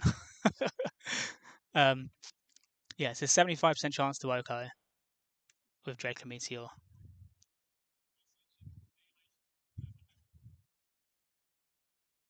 Okay. So that's main line still. Again, I had lines for each one, and I think they would have been okay, but that's cool. So this should always be Darmanitan. Yeah, cool. And this Mon is obviously one of the biggest problems in the whole Elite Four. Um, luckily, the defense IVs aren't changing anything here. I don't think it could have, but I guess this actually could have messed with Bates not having a perfect IV, so I will. But luckily, I have it in this calc, it's fine. Flare Blitz doesn't see any kills. It would have to obviously see a guaranteed kill. And even then, it would be Icicle Crash because of the negative effect. So it's always Icicle Crash. Uh, Arcanine is able to switch in on that. Only takes about 35%, which is nuts. It's a Zen mode Diamantine, and I'm only taking 35%. Uh, yeah.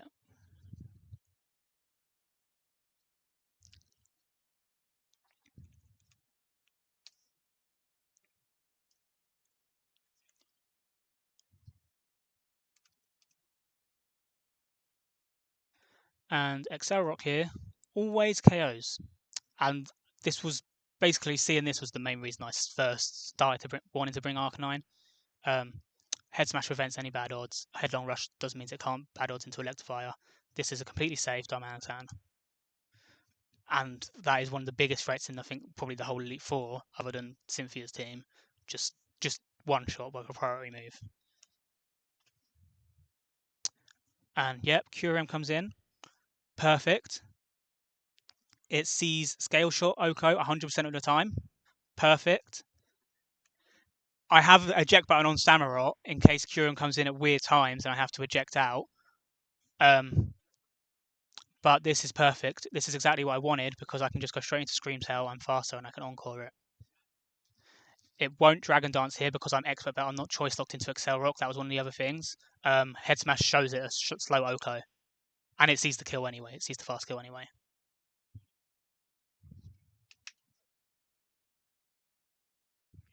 Okay, amazing. Alright, so I just encore here.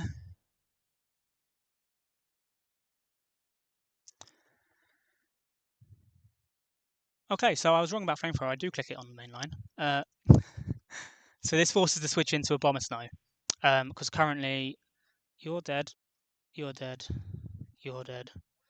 So Abomasnow, they're both neutral matchups. They both lose the 1v1. So it should just go to the back. For some reason I'm doubting myself there. But yeah, it should just go to the back. So I'm actually going to click Flamethrower on the switch here. Yeah, okay.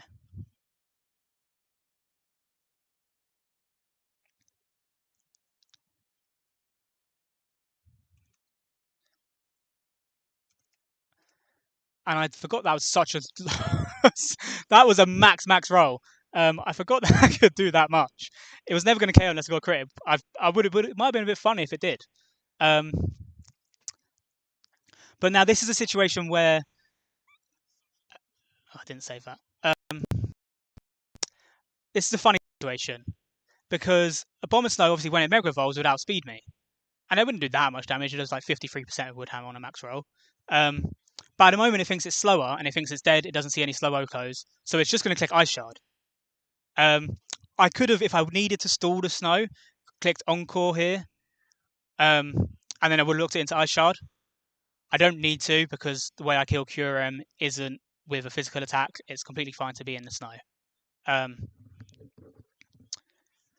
so I just click Flamethrower. I take a little bit of chip from my shard and I KO it.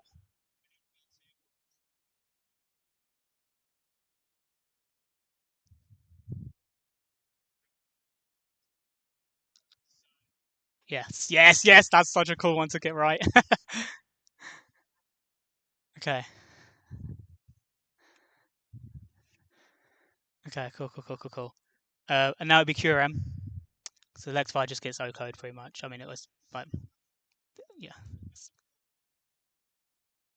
And Curem here, it gets fast to it KO'd, so it can't click Dragon Dance. I have Encore, so it can't click Dragon Dance.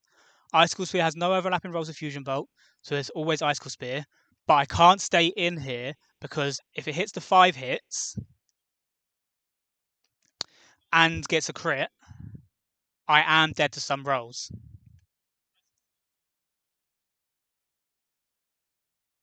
So it's always Icicle Spear here, and that's why Samurott has the eject button. So I just hard switch into Samurott.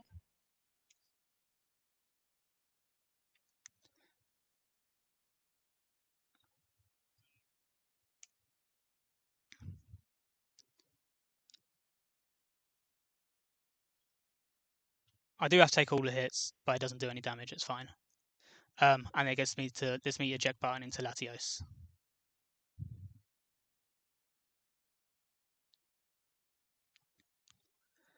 And Latios just outspeed and no close with Draco Meteor.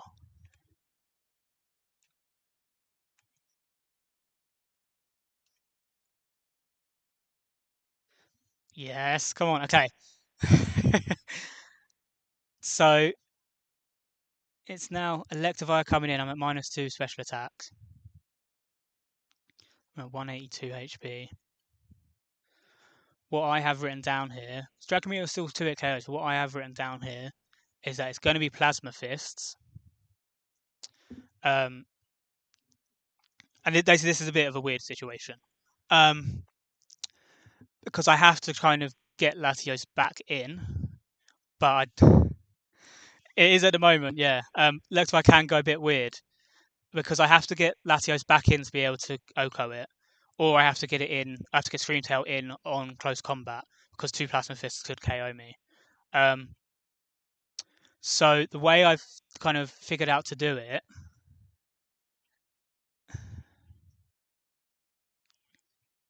because yeah, Dracomir basically doesn't 2-hit KO here. Um, there was another way. Hold on.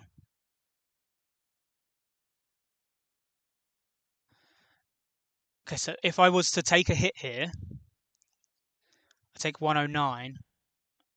No. Okay, so what I had written down is if I, depending on Latios' HP, I think there was kind of potential it could have been lower. Oh, if I didn't hit the 75% chance to Oko the Volcanion earlier, it would have had taken another hit, and I would have potentially been able to kind of take a Plasma Fist and then guaranteed bait Mock Punch, and then it would have been a safe way to get Screamtail in. This is Plasma Fist, which is a bit hard to get Screamtail in on, but I should be able to go to Tyranitar, take 40%. But again, I need to check these rolls because Tyranitar has taken some damage. I'm never dead to crits, but it becomes random moves. So this is just a bit awkward here. I think I'm fine to switch into Tyranitar and then switch back into Latios because then Latios resets and I shouldn't be dead to Plasma Fist plus Mock Punch. I would have to be crit on the Plasma Fists. for it to be in Mock Punch range, and then after that I should be able to just go into Scream Tail anyway if that does happen. Okay, yeah, we're good. So I fully write this out. I had like a few options of like, can I actually risk Scream Tail? Should I go straight to Scream Tail? Because basically I can encore it into anything if it doesn't click Plasma Fist, I can just encore it and Scream Tail 1v1s. Um, but yeah, this can't be close combat because of the secondary effect, defense drops.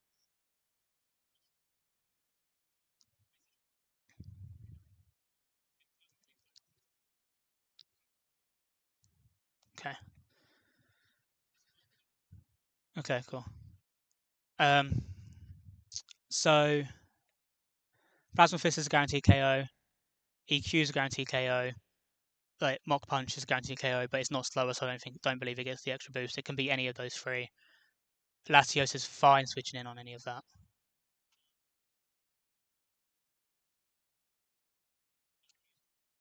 And it goes for Mock Punch. Okay. I don't know if that was random. I don't remember. It might. I'm pretty sure the changelog says that priority boost scores only gets boosted on like the different things if it's slower.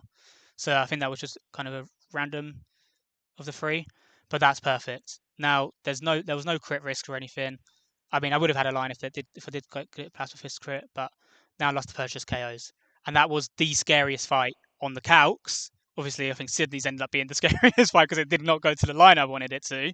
Um, but that's Glacier Snow. That was the one I was terrified of, and it actually just followed my main line. So a few things obviously went right for me. I didn't get like the Ninetales woke up on the last turn. Um, I didn't get crit. I hit the 75% range, but I did have like 3 pages worth of the lines for this fight, so I did plan it a lot. So I'm very happy that. I mean, obviously it's a bit of like, oh, well, I planned all these bad outcomes and nothing happened. It's a waste of time, but I don't care. I got through Glacier Snow.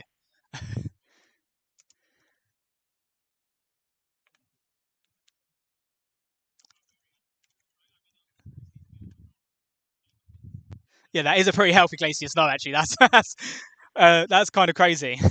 I didn't expect to come out of it with like that kind of HP left. Um,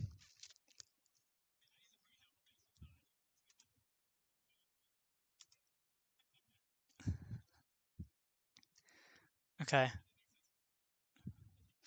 All right. So the lead on Cynthia is going to be Tyranitar.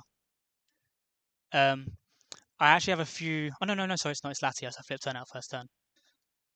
I, I bet. Yeah, Poltergeist still KOs, even with my weird defense IVs. Or well, it's still just Poltergeist. I'm gonna have to check the calc on every time Latios is coming in now. This is a bit silly, but okay. um, I'm glad I got that 29 speed IV. Oh my god, if I went in and that wasn't right, that would have been bad. But now, I mean, everyone knows to check their IVs as well because apparently that can be a thing. Because I'm sure someone will end up taking Deoxys and Mew pretty soon.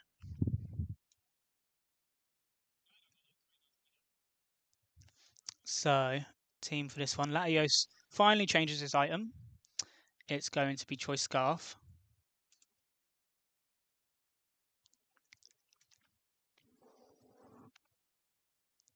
Um, and I don't even remember exactly why it's Choice Scarf, but it's Choice Scarf. I'm just going to trust the notes. There's a reason it's Choice Scarf. I think the damage ranges just don't really come up on this, and I need to potentially outspeed Zamazenta at the end because I can kind of teleport in if after a body press kind of encore lock with a Scream Tail. I think that's why it is. Yeah, okay.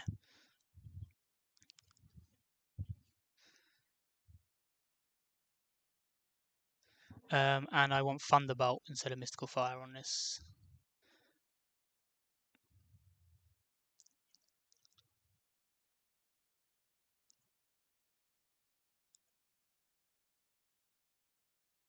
Okay, T-Tar is going to be. Uh, I want EQ, Rock Slide, Sucker Punch, and I want Knockoff instead of Fire Punch.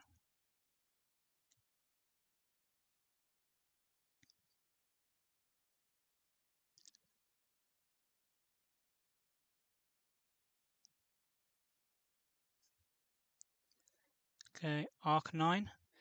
There's actually choice specs here. Um, I shouldn't have to use the specs side of things. It just makes like a potential like revenge kill on Zamazenta. Oh no, sorry. It's if I because I can basically tangle and hair Zamazenta down. I'm usually baiting body press basically whenever Zamazenta comes in. There is a couple of ways I'm not, but Samurott is generally generally have a safe way to pivot and get it onto body press.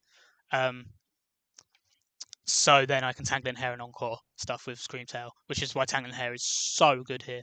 It is a bit volatile if Zamazenta comes in when I don't expect it, because if it was to click like Behemoth Bash, and yeah, okay, I don't, I it could get rough, but I am if I need to on this fight, I can sack Arcanine.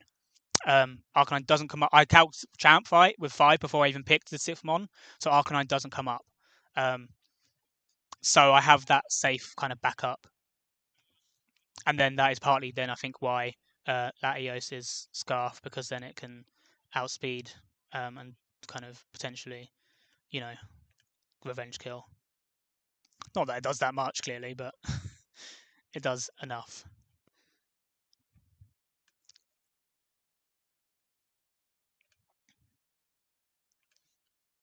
It does enough if I have the right setup, and yeah, okay. Or like I can kind of go in a lot of the time. I can go into like T-Tar after a KO, because then it guarantees baits body press if I'm on enough health, which I should be. Um, and then it gets me back into Scream Cell, and I get the encore started.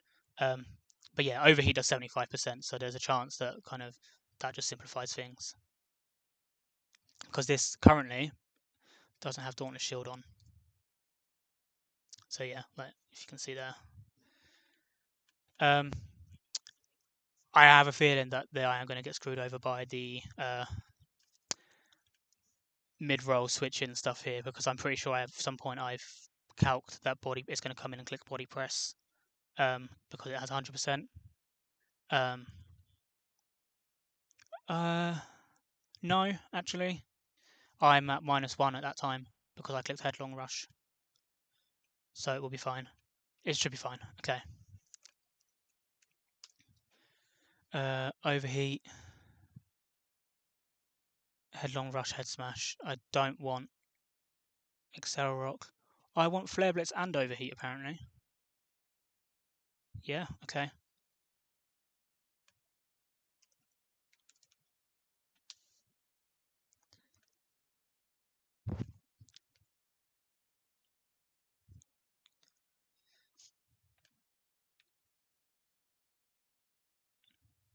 Okay.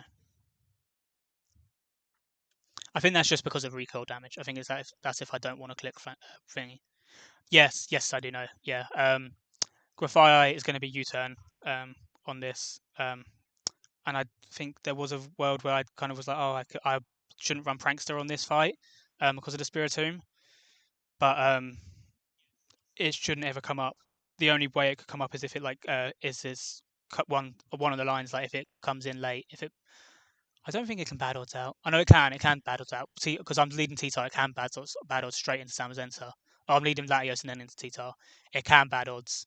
Um, So Spiritomb could be in the back after like Ionk or something, and it could come in mid-turn, but I've got U-turn, so I don't have to worry about parting shot switching. I'm just obviously once I get through to that, that will I need to get actually do my moves rather than just talking.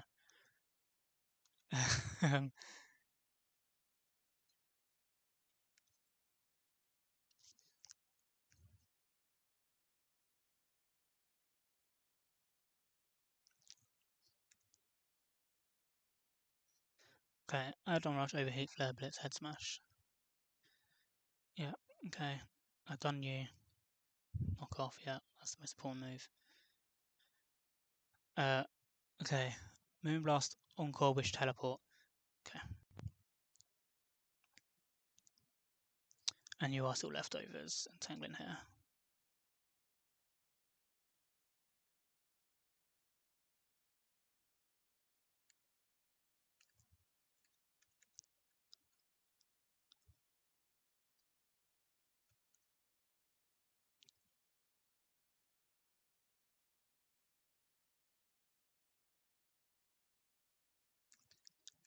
Okay, Samurott goes back to Assault Vest.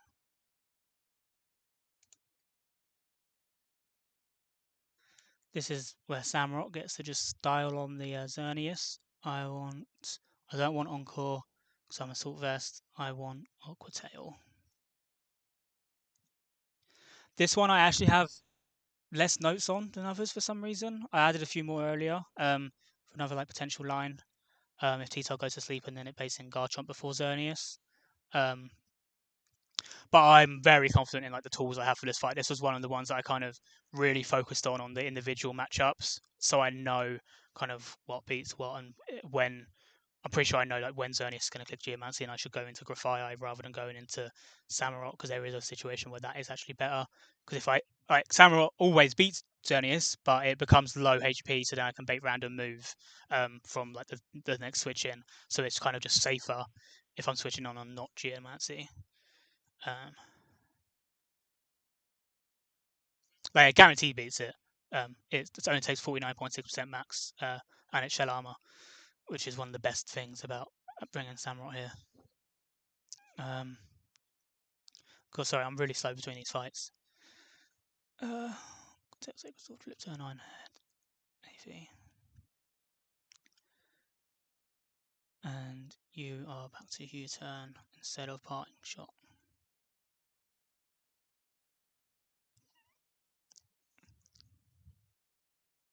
And you're going to be Sash as well. So the one thing I haven't actually written into the lines here is that at some point I need Grafai to take damage and get basically knocked down to Sash is ideal.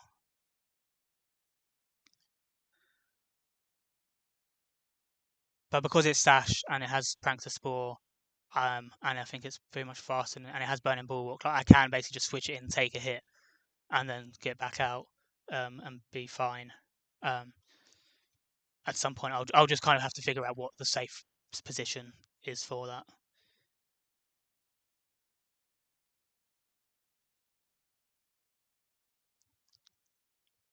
Because fire is very important for the champ fight. Okay.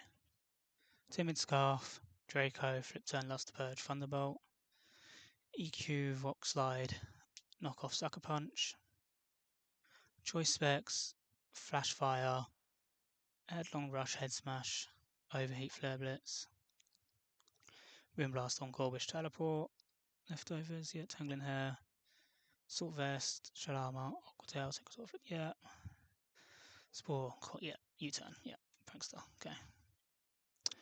And I am leading Latios because I just flip turn on turn 1 to get a little bit of chip on and to bait Poltergeist, so I have one less turn to worry about Dark Hole Sleep.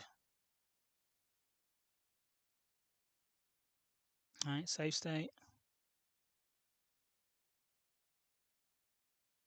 Okay. Okay. Oh my god, this is a scary fight. I haven't planned too much if T-Tar gets put to sleep for a long time by Dark Hole. It should only take one Dark Hole, so it's that one-off chance.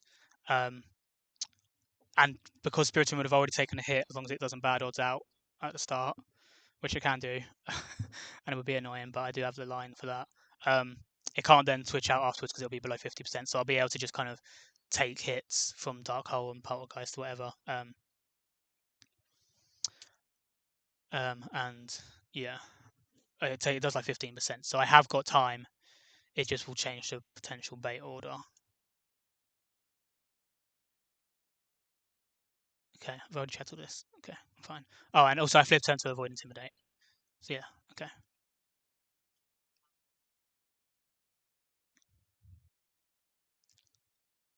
And unfortunately, because of how loud the in-game music is, we're not going to get the audio for the Cynthia fight. It would literally just drown me out, and for some reason, I couldn't figure out how to change that. I was messing around with the like slider on the volume, and it just never changed for the in-game audio for some reason.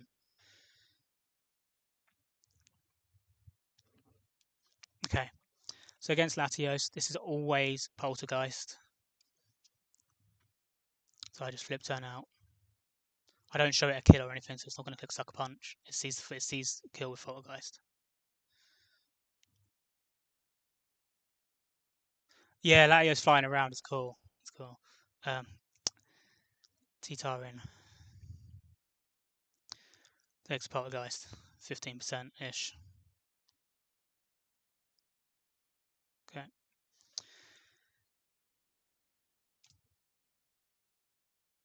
So knock off the 70% here. Um, I have to take one Dark Hole here.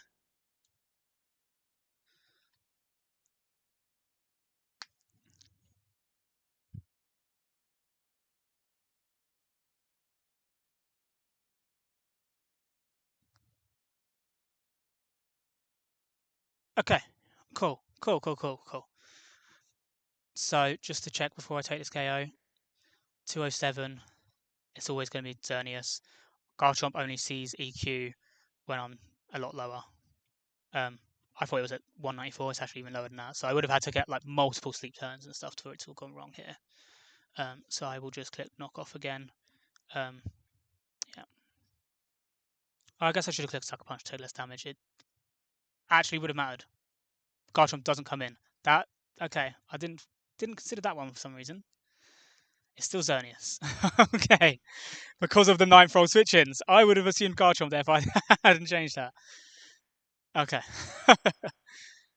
That was the one last chance I never put into the lines.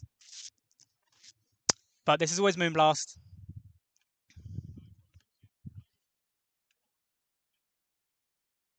Okay. Always Moonblast. It sees fast kill, so it's always Moonblast.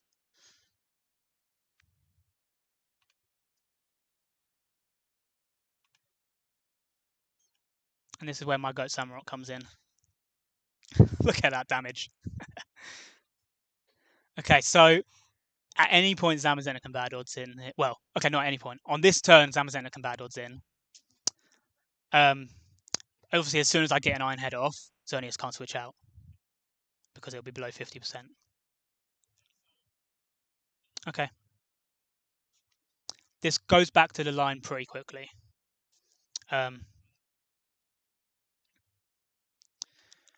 So this is always body press. Even without the Dauntless Shield, it sees the kill.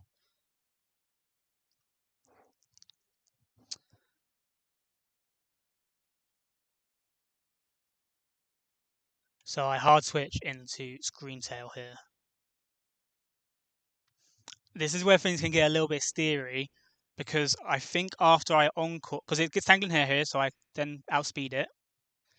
And I will encore it into Body Press. Obviously, I'm taking basically no damage here. But it could, I believe, it doesn't see no bad moves, but it will once it's locked into Body Press, it will lose the 1v1, but only slowly. And I don't know if the super effective move check thing works because there's no bad type matchup or anything here for it. So I don't think it should be able to bad odds out. I think it should be locked in, but I'm not 100% sure because it does lose the 1v1. I'm not 100%, but yeah, we just got to kind of run it. And most of the time when Zamazenta comes back in, it'll be the situation again.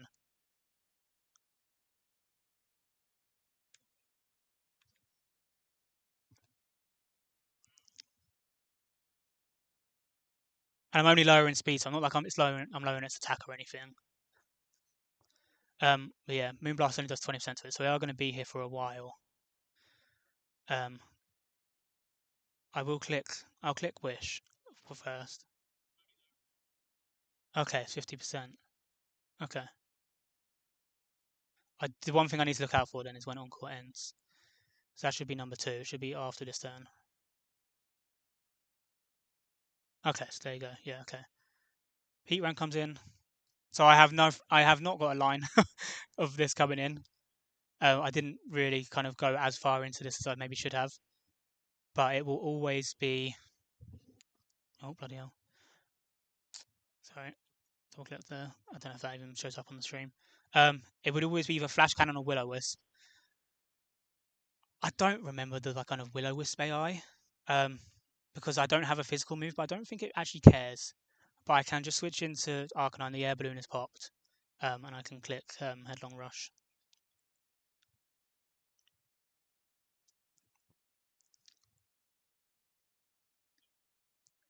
Okay, Flash Cannon.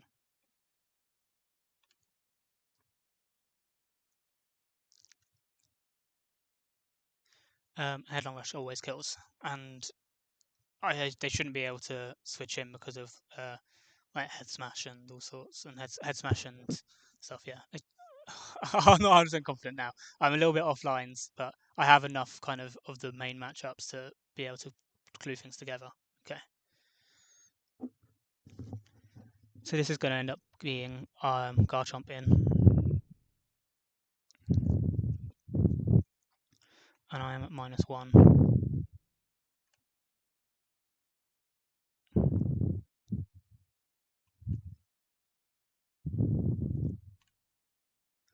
So -1.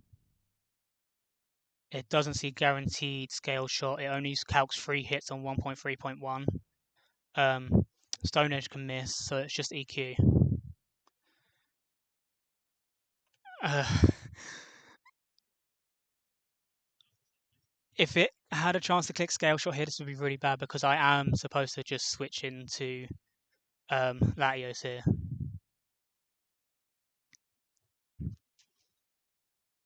The only thing I'm kind of considering is should I switch into Grafire and take the no, because if it clicks, because then take like the sash thing here, but then it's going to be random move afterwards, and I don't outspeed because I don't have parting shot. Okay, I'm confident. This is EQ. It calcs 3 hits on 1.3.1.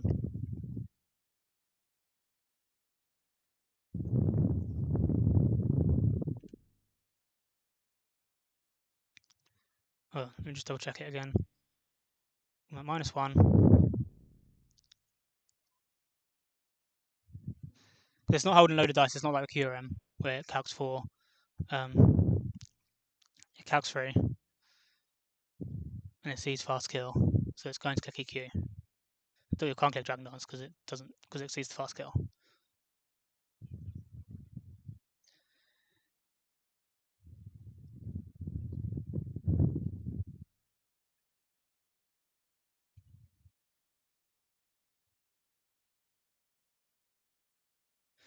Okay. Draco Meteor, guaranteed KO. Oh, I didn't know that was going to be possible. That's going to be a problem. I think because you're usually dead at this point. Okay. Well, it sees slow kill here, so I think this is Geomancy.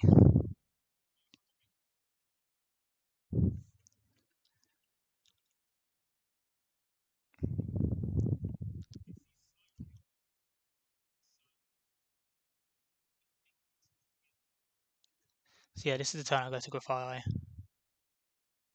I can take a Moonblast anyway, and I am faster if it doesn't click it, so like I can then just kind of switch out into Samurai afterwards. But I'm pretty sure this is a Grafire turn.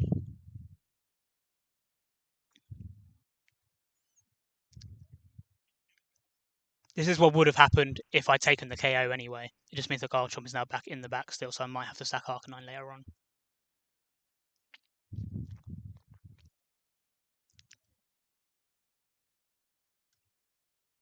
And I did have this bit written down because if T-Tar had gone below the kind of HP range against Spiritomb and Garchomp could have come in and clicked EQ, it would have been this line anyway. So I did add this in earlier. I did go back and kind of check that. So yeah, no, this is just Encore. And here, okay, so now this is going to be different because I had Heatran switching in before, but now because it would have been later on in the fight, obviously now it's actually not alive anymore. Um, so it has to click the second. It's locked in, so it has to do the second turn of Geomancy here. Um, I'd rather it came back in later rather than switch in now. So on this turn, I'm going to click Spore. It should still be Encored. I am Sash in case there is a weird situation where it can actually go into can actually do something here. But this IU turn, I think it will then go to. I think it'll go to Garchomp, which would be amazing. Based on type matchups, Heatran and Spiritomb are dead. It should go to Garchomp. Oh no, sorry. Yes, it does. Zamazenta is a better type matchup, but Garchomp has super effective move. Yep, yep. Okay, amazing, amazing, amazing, amazing. Yes. Okay, so I don't have to risk this again. We could play this game a little couple of times. This might happen a couple of times. Well, I mean, it can't happen again because it doesn't have geomancy again. But I guess it can technically bad odds out again here. Okay, yes. And now the Xerneas is asleep. It's taken one turn asleep, but obviously it can't click geomancy anymore. So even when it comes in, which I'm assuming it will come in here, because it still sees the Moonblast KO. I don't know if sleep affects that. Yeah. Samurott now only ever takes like 50% from this, or 75% if it wakes up here and hits me 3 times. I guess I've already taken HP, so it's a little bit of a. Oh no, because 4 hits I don't die to. Um, okay, it does wake up, which is annoying. That is annoying. Um, so I'm going to Iron Head because I want to knock it below 50%.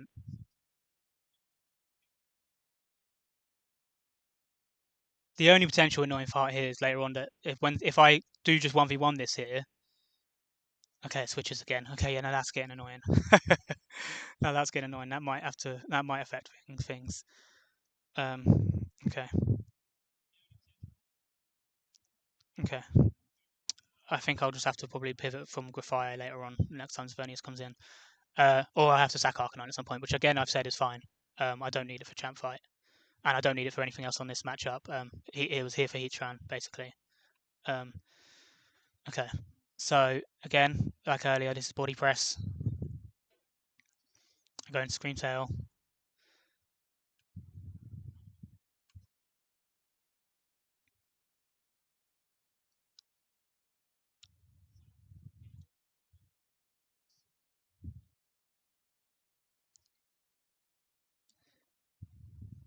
We encore. I have 6 more still, so I have enough to 1v1 this.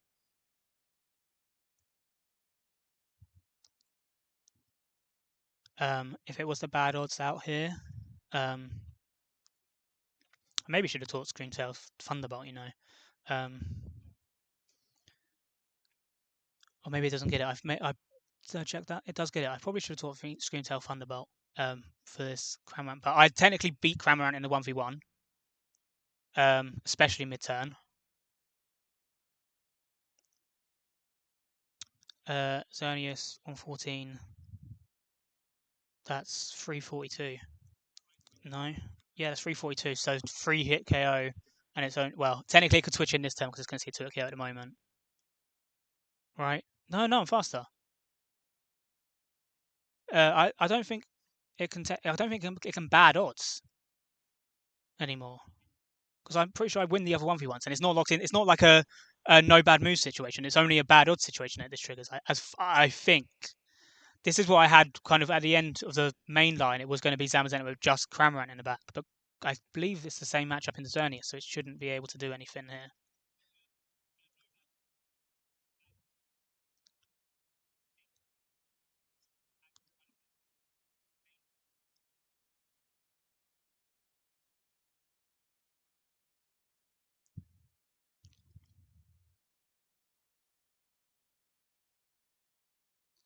Encore didn't end there, did it? I need to double check. I'm pretty sure I've got one more turn.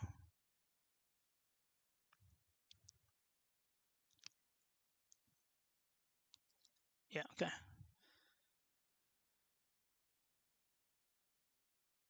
And now it should end.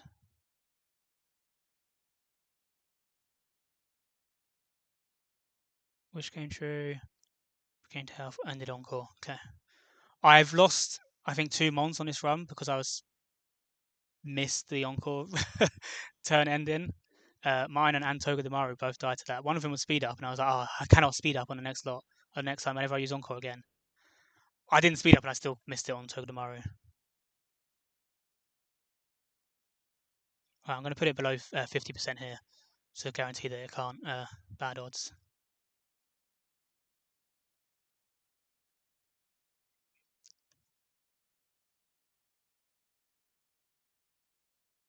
Okay, encore's still there.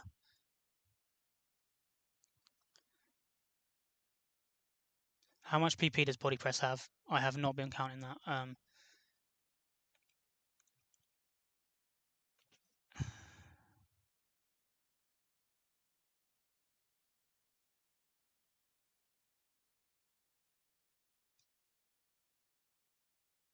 It only has 10. Um, I don't know if it still has PP. This is a little bit scary. I'm gonna have to go back through the thing and I'm gonna have to count this. So this is gonna take a few minutes. I can't risk at this point Screamtail. I don't think it's that big, but if obviously Zamazenta can get out of hand, this is a bit. Oh no, wait, no. So this is one of the situations which actually, yeah, no, this can be okay. So I can teleport here. I know the encore hasn't ended. It's always. No, I need to check. I need to check.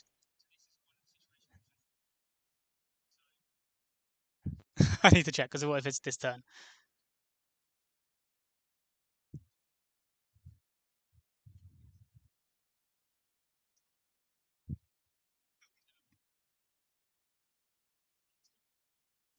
Okay, one. So I'm just watching it back.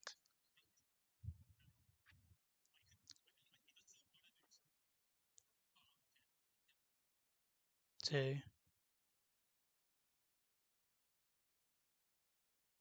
3.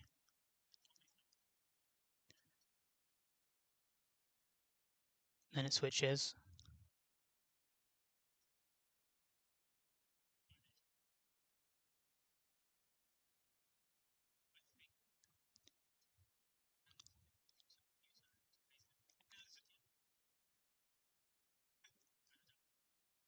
4,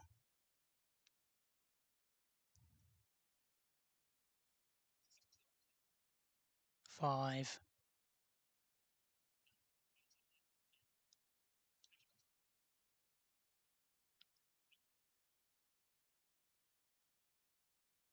6,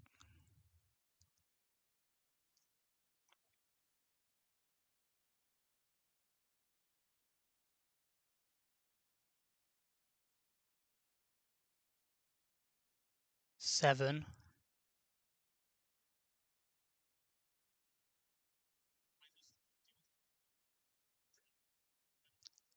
8. Okay.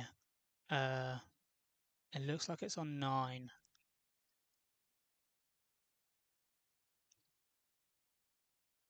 Yeah, it's used 9, so it's got one more. Oh my god, that's quite good timing that I caught that. So I've got one more turn of encore possible here. Well, it's still locked in at the moment. This is still body press. This is the last turn. It's body press. I'm pretty sure I 2-hit KO it from here.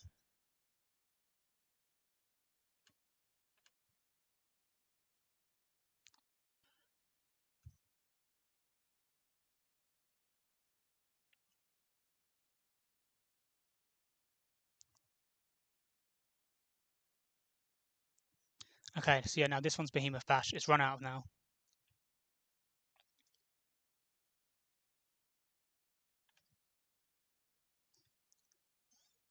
Um, so it's really slow. It's like I could.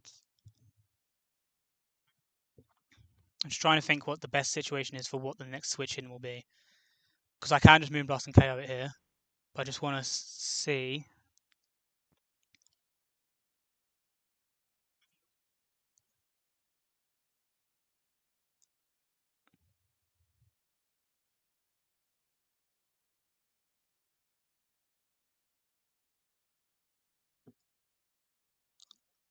My Arcanine's not healthy enough for that.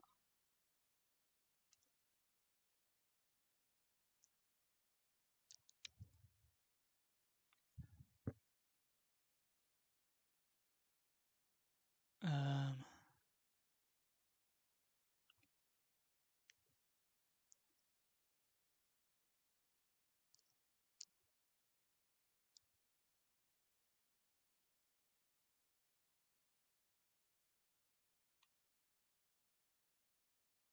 I kind of want Grafaian, no. Okay, if Screen Tail takes the KO here, it's at 252 plus leftover. It's going to be about 275. I think it's 274.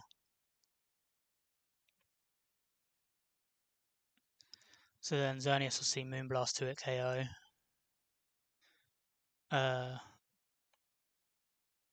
Cramorant wouldn't be the one coming in, so it's going to be Xerneas.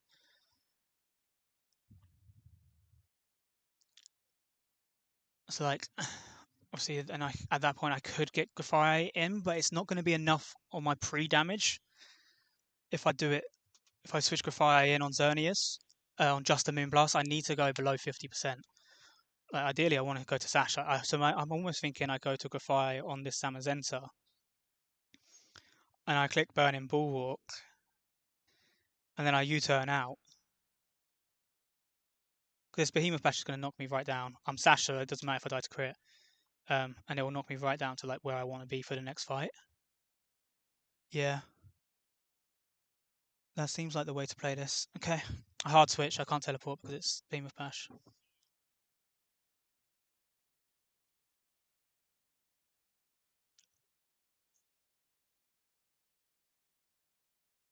Yeah, okay, I counted that right. Oh my god, that's so good that I caught that. See, yeah, okay, okay, that's good. I think that's really good. The HP number. Okay, it was a little bit awkward. I ideally wanted to end in like between like 8, 9, 0, 1, 2, or 3, or 4. Basically, not 5, 6, or 7. um,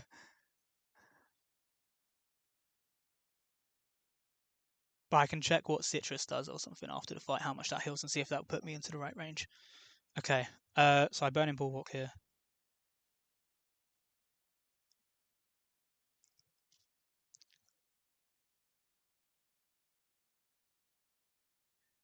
And then I U-turn because I am faster because of all the Tangling Hair drops. It's going to be Behemoth Bash, but it's going to be burned. So I can basically switch into anything on this. What is my party looking like?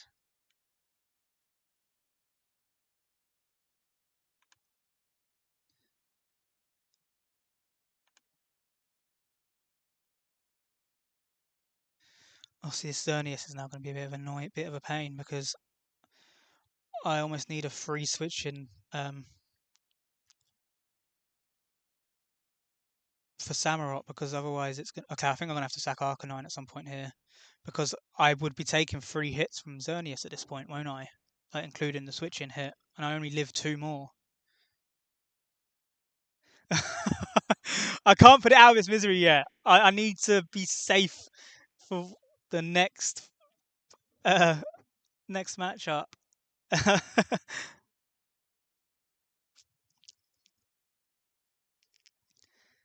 This is technically random move at the moment as well, isn't it? Oh no, it's Behemoth Bash. It's always Behemoth Bash. It doesn't see player FKO.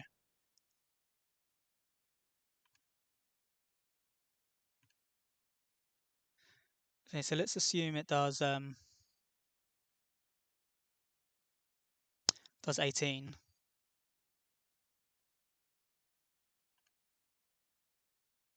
I'll be at 133. Yeah, I'm dead to some rolls of double Moonblast. It won't be you. It'll be you. There aren't a lot of rolls of double Moonblast that KO me, but there are rolls. At the moment, obviously, there's none. But yeah, I think that's what I've got to do. I think I'll go to Samurott, and then I'll take 1 Moonblast, I'll check it, and if I need to, I sack Arcanine. Um,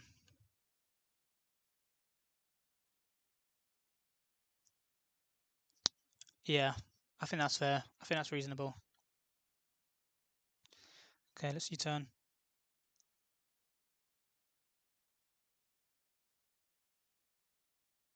Because I'm assuming it. Oh, it doesn't matter if it doesn't die to burn here, but yeah.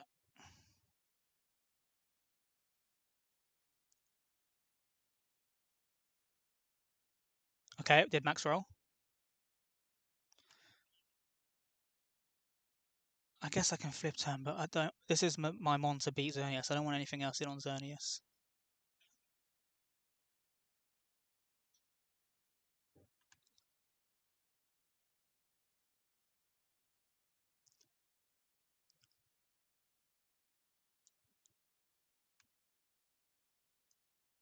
Okay.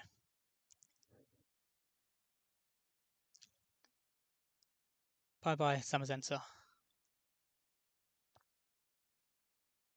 What the? Um.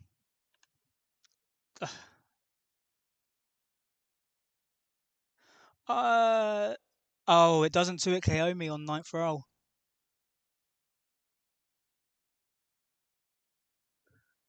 Oh my god, I missed that. It doesn't 2-hit KO on the ninth roll when I 2-hit KO it. So it loses the 1v1. This should also lose the 1v1. Um.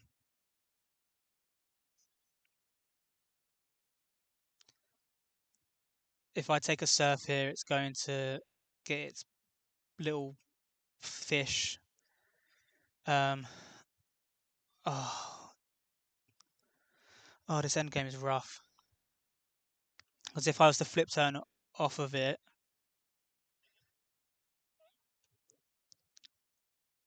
then Latios Thunderbolt KOs it. But then I get screwed over by Moonblast. Oh, this Xerneas is scary in the back here. This Xerneas in the back's really scary.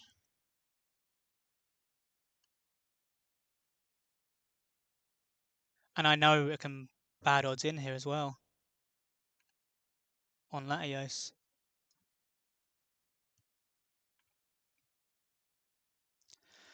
I can go hard into Latios. Um, um, Obviously now I've got to break the sash.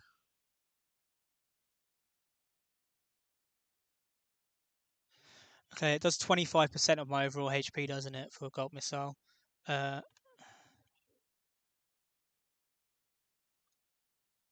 so it would do 70. I wouldn't die, but I would not be able to switch in on Xerneas.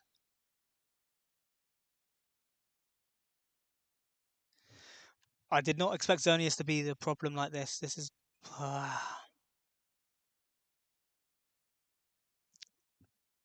it's going to involve sacking Arcanine. I flip turn here. I take a surf. I flip turn. I trigger the thing. I'm gonna have to sack Arcanine. Okay, which is fine.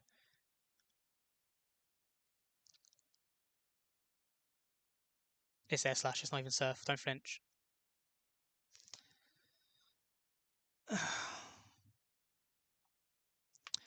Samurott dies to surf. Plus Gulp Missile. Oh my god. There's one overlapping roll. There's one overlapping roll. And I don't think there's a should flinch condition here because I don't do enough damage to it. So that's just a roll. That's just the roll. That's just the 50-50.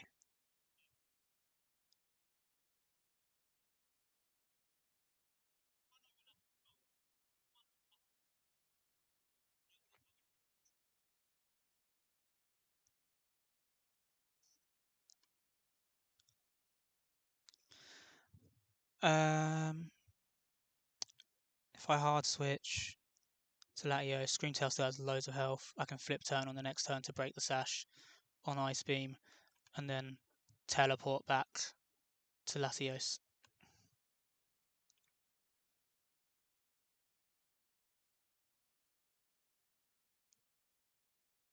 Okay,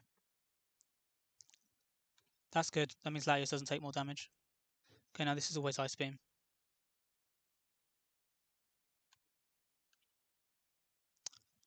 Flip turn breaks the sash.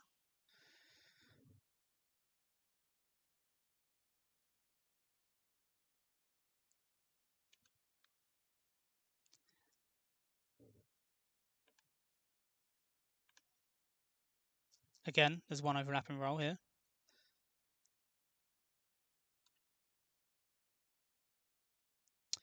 I don't think it roosts at this HP. I don't know the roost things. I think it just can just roost, but if we have to play that game again, we have to play this game again. Okay.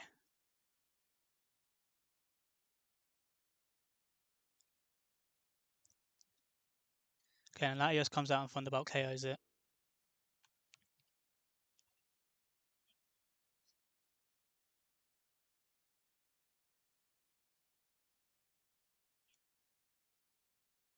and I take 25%. Okay, Xerneas, with my counter, not a counter anymore.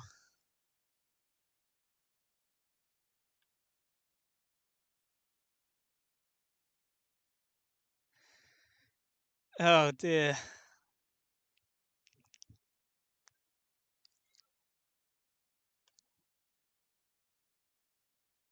What screen tell at? Uh, not enough. Okay. Arcanine. Not enough. Oh no. Oh no no no no no. T-Tar's obviously just dead to Moonblast. Oh dear. It might be sack Arcanine.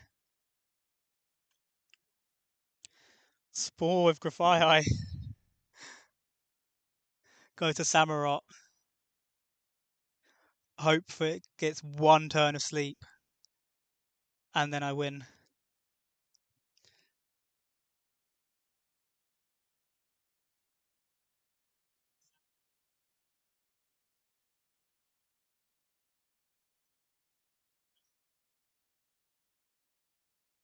If it doesn't sleep for one turn, then Samurott gets 2-hit KO'd. I don't have Accelerock. Um, I don't have Accelerock on it.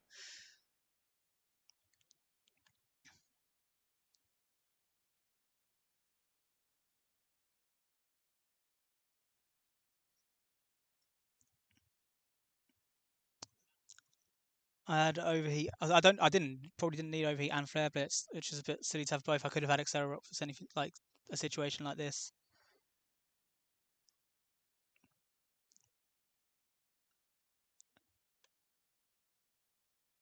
I think it's got to be that though. If I sack a second one, then Latios does outspeed it. It doesn't do enough anyway. It doesn't do anywhere near enough.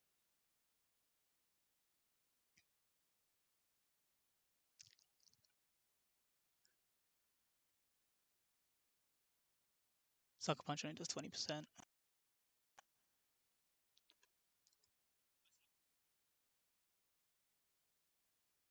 This is what I've got to do.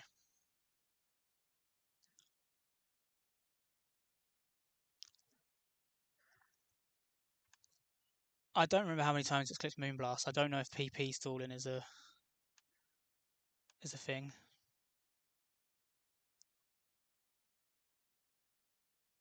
It's got 15. No, that's not a thing. If it was 10, it might have been relevant. Okay.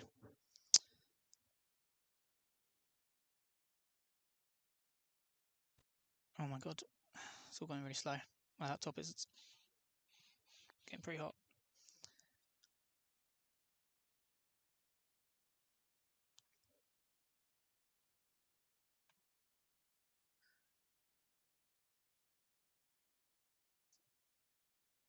Yep. Thank you, Arcanine, for Glacier.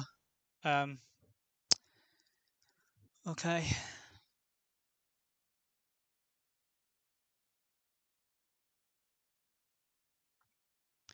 Grafaiai. Your Spore. Yeah. Okay. Oh wait. Oh no. It needs 2 turns of sleep. This isn't even gonna fucking work. This is not gonna go well. Okay. I think I might wipe to the Cernius. Oh, the bad odds really screwed me. I didn't realize it could bad odds that many times. That's okay. Um, I guess PP stalling might end up being something, so I'm going to Burning Bulwark.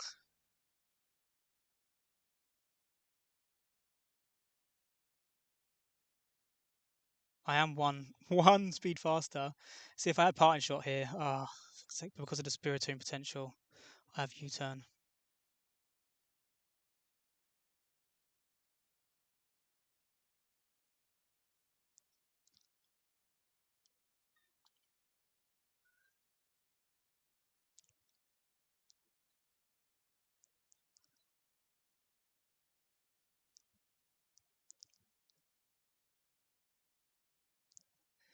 There's one.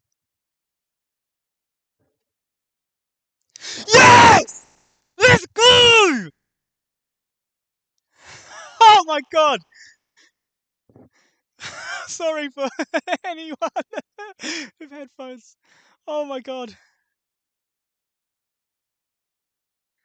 Oh my god. Or anyone who was on like a second monitor, I am sorry. Oh my god.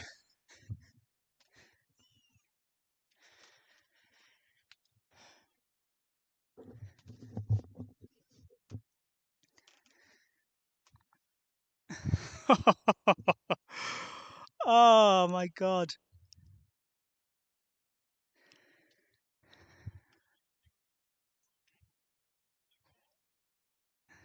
Oh yeah, riskless. Plan sack, riskless. Oh. I knew it could bad odds. I just didn't realize it was going to do it that many times and it was going to switch in that many times. It was the fact that it kept switching in on Latios that was the problem. Because it was if it was only coming in on like post KO, it would have been fine. I don't think there's anything I could have done to ever stop it from doing that. I looked for like steel type moves and stuff, and I don't get anything that can like put it into 2-hit KO range.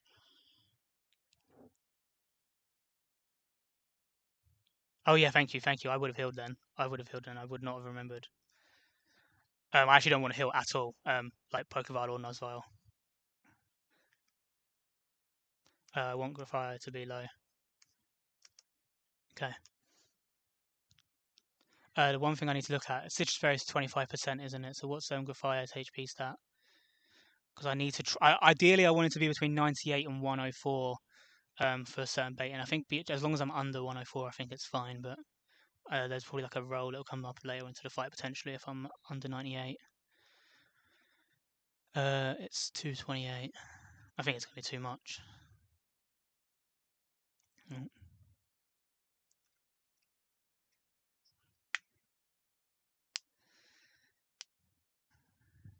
45. I'm on 66. Yeah, it's gonna be too much. Okay. I just gotta go with 96 then.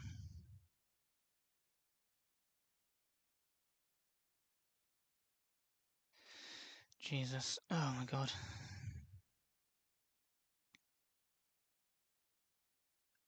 Let me check. I need to just kind of go over what the actual bait and stuff is if I'm 96. If there's actually what it changes. It still 100% guarantees a bait on the first time. I think it's just moves that might change.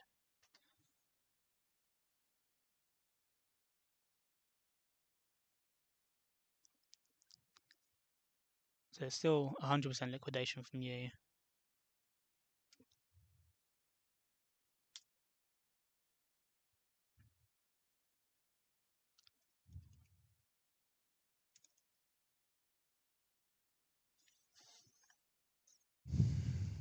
Um, and it was always 50-50 on this. Oh, actually, no, it's always scored because it would KO. So it doesn't care about the stat drop. Was it? What was the one that was made it strange then? Oh, is it when you're burned?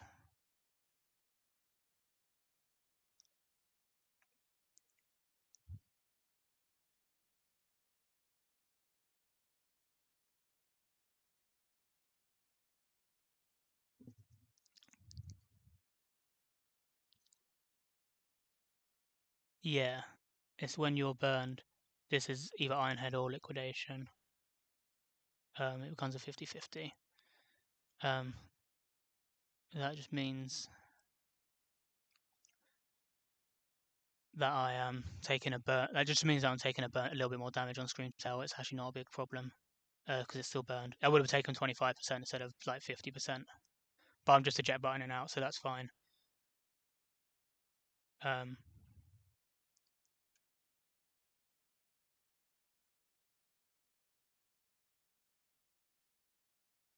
yeah. Okay. All right. Orange berries. Oh my god.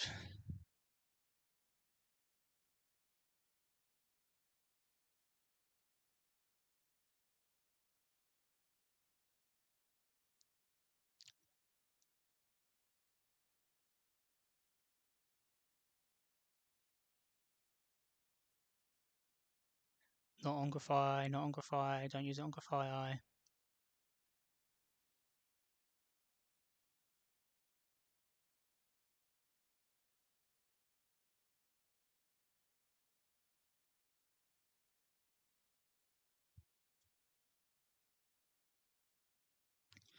I need to do my ordering. I have Grafai on the left.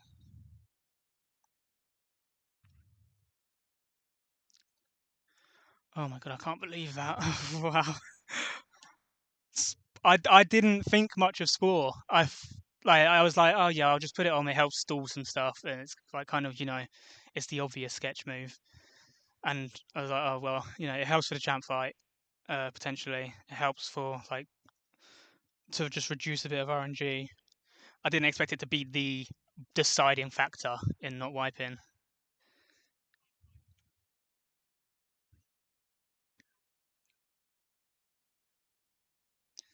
Alright, items. You. So now this is where Grafio becomes a bit cool. I get to hold Iron Ball to bait kills, but because I'm Prankster, I can still just Spore first. So between Burning, Bulwark, and Spore, I'm only going to do it for the first couple of turns, but it might come up again later on towards the end because I haven't fully uh, run down to once it gets to the 2v1. Grafio can switch in after a stack and it just becomes free basically. Um, but yeah, I can like Spore. I can alternate Spore and Burning Bulwark if my partner's taken a KO, and it just kind of it's just like really really simple.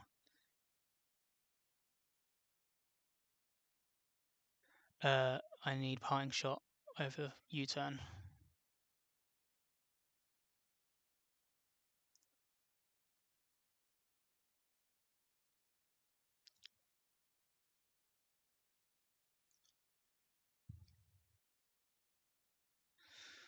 Oh my god. Okay, and you uh,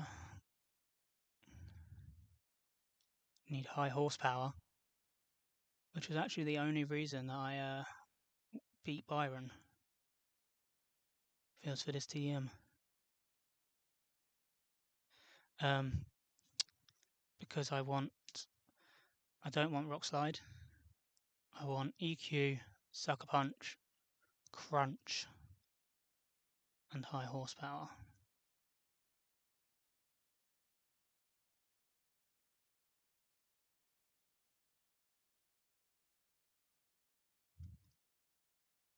Knockoff is no good on this fight because half of them hold items you can't knock off. That was actually a bit of a theme for the E4. Like the biggest threats that you would kind of be like, oh yeah, I wouldn't mind hitting a knockoff on that, even if it was like a bad odd switch in. You're like, oh well, it does nothing. Um, EQ high horsepower, sucker punch and crunch. Yeah, sorry, you're dead. To be fair, I actually haven't even put I only added Arcanine onto the like my sets for this fight earlier on before starting stream. It was going to hold a focus sash to be in the back, so just in case I could switch it in and I knew it wouldn't get like target for an Oko, but it shouldn't ever come in. That's completely fine. I'm fine with that sack. Obviously, it could have been worse. Screamtail, the moves are fine. I just need to give you the eject button, which you are holding. No, you're not. You are holding Assault Vest. So nothing has the eject button, it should just be here. Okay. You're going to have a Citrus Berry. And you're actually going to be Sharpness, because I don't need you for baiting in this fight. Otherwise, you would be Shell Armor Detect stuff. But I can simplify it with Grafai. Because you're Sharpness, you can have Razor Shell, and Sacred Sword. And you do want the text just in case. And flip turn.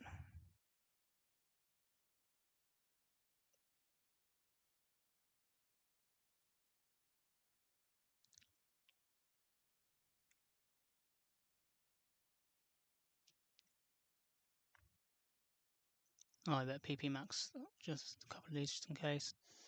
And one of the other things that actually made that yes very cool is it gets helping hand for this fight. and that is actually really, really pivotal for one of these turns. And for the first time, it's not holding a choice item. For the first time in Elite Four, actually, I'm using Life Orb.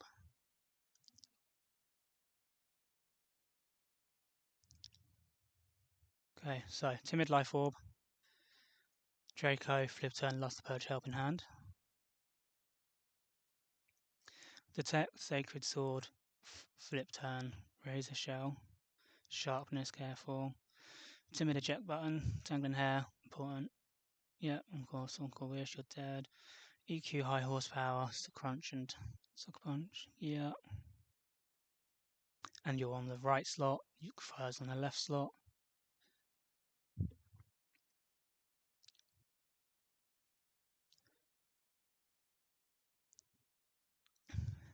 Thank you, Sour. Thank you.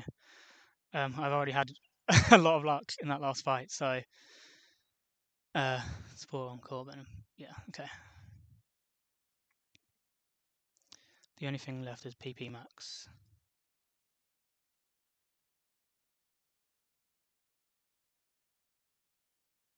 I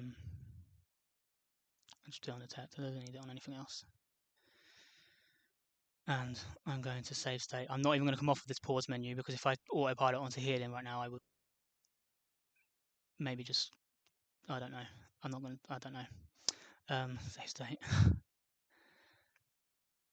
Okay. I'm going to check everything here, and I'm going to walk straight in without pressing anything else. I do not want to ever autopilot onto Pokeval because I would usually try and do that before fighting.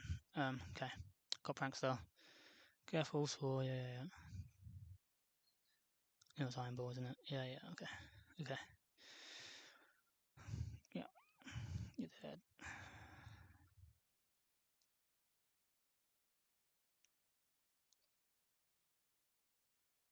All right, we're going. We're just going. Sending it. Fire's on the left. He Todd's on the right. All right. Okay, let's go. I don't care what they have to say. All right, let's do it. Let's do it. Okay. So while it's on the left, the offensive Napoleon is even on the right with the defensive Napoleon. Grafai holding the Iron Ball is slower than both of these. At this HP range, which I can get this up, 96, both of them see KOs. Doesn't really matter what move it is at this turn. They both see KOs into Grafai. They don't see KOs into T-Tar. Yeah. Okay. And what we do here is we click Burning Bulwark.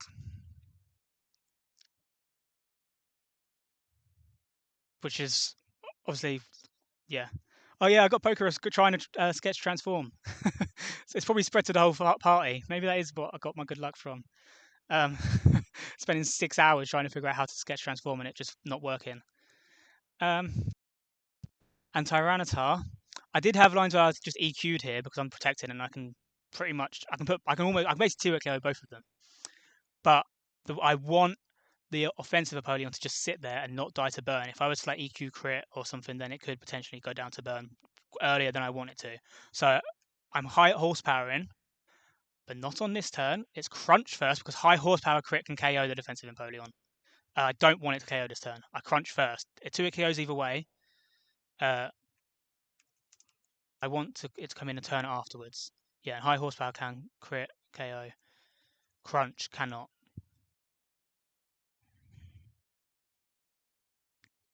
So I Mega Evolve. I click Crunch into the right-sided Empoleon.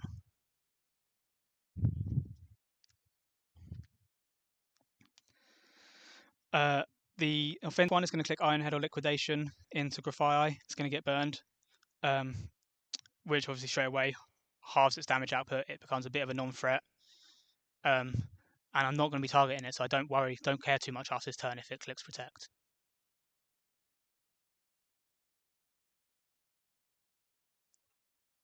Okay, and it couldn't be Flip Turn, and it was always Scald or Flash Cannon. Okay, so now Grafai is still baiting a kill from the offensive Apollyon. Because I'm a little bit lower than I would have liked, it's a 50-50 between Ironhead and Liquidation. If I was above 98, if I was 98 or above, then it would have been guaranteed Liquidation. It doesn't actually make a difference. It shouldn't make a difference long term.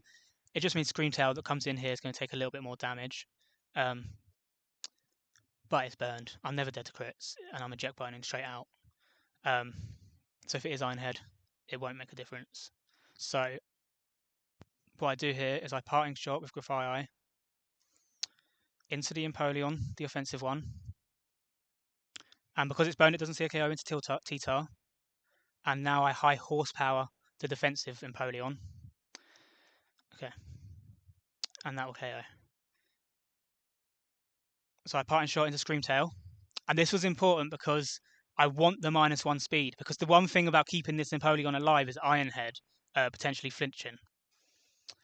But the way I've managed to play it with the -1 speed means it's never going to be relevant.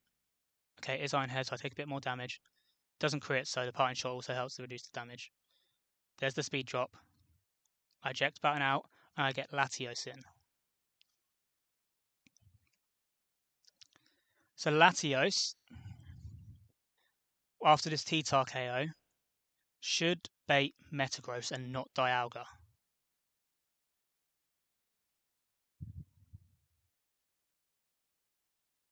Yes, okay. So here, obviously Metagross sees a hammer arm kill into T-Tar. So I have to get rid of it here. Empoleon doesn't see kills. It can do whatever it wants. It shouldn't protect because it's burned. I have two different lines here, depending on which one it hits. I would prefer it to hit T-Tar because then it will Dialga will see a flash cannon fast kill into it next turn when it comes in. If it hits Latios instead, T-Tar doesn't show the range to Dialga, so it only sees a kill on Latios or Draco Barrage. It just changes the next turn slightly, but either way, I should be able to get it down to 1v1. And the way I dodged it, so here Empoleon is still faster than Tyranitar, but I don't have to worry about Ironhead flinches because I am clicking Helping Hand and Sucker Punch, and with the Helping Hand boost, Sucker Punch does 102% to Metagross. And they're both priority, so I'm going before the Empoleon. I can't get flinched.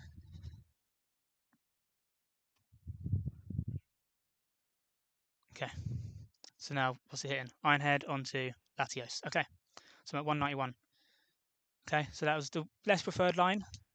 Because I would have basically just sacked T-Tar to the Dialga and got into a position where I could then just kind of hit the Dialga, kill the Dialga in 2 turns without it moving.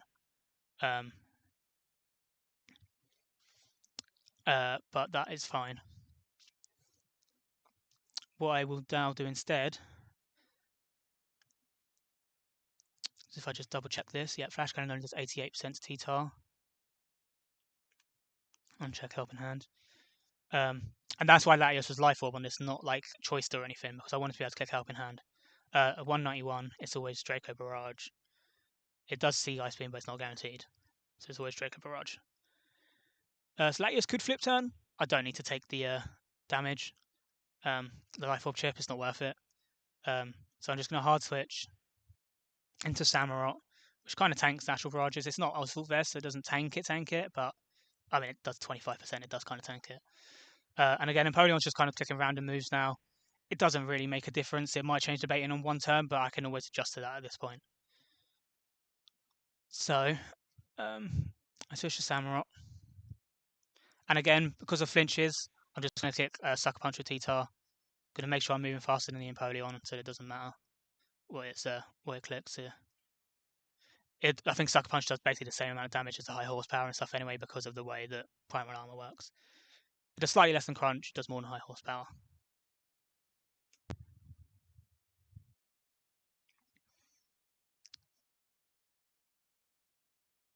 Okay, yeah. It does 26%, so... what?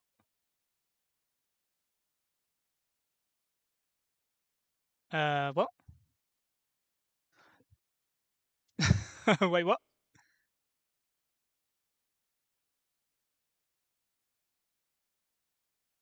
Did I get for death drops or something? No, I haven't taken a hit.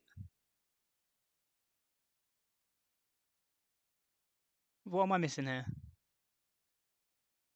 That shouldn't have seen a kill there. They shouldn't have KO'd there.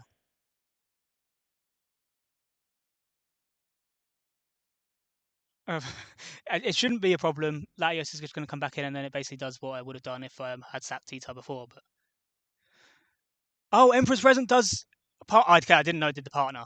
Okay, all right, well that's fine. That's fine. It's same position. I guess this switch always puts me into the same position, so it's fine.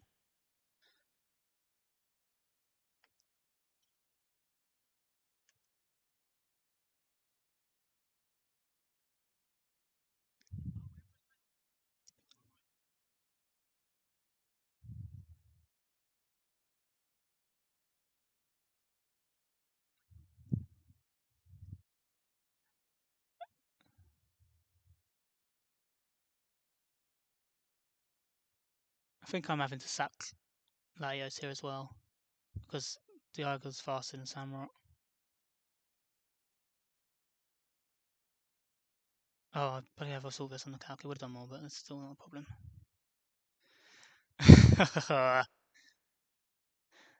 I have enough here. It's fine. Um, Actually, no, I want Latios for Palkia.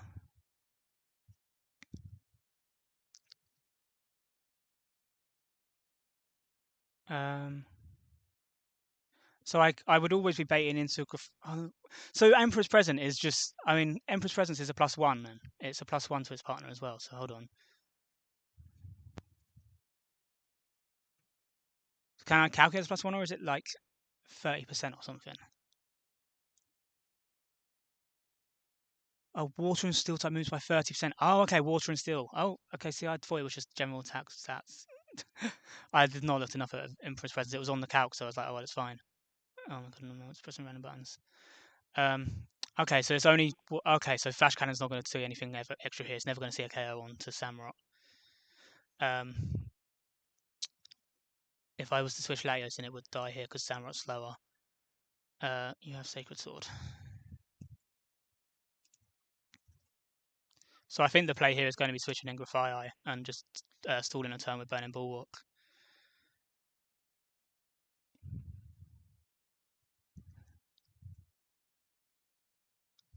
and Sharpness. Because all I need to do is get it down one turn. Okay.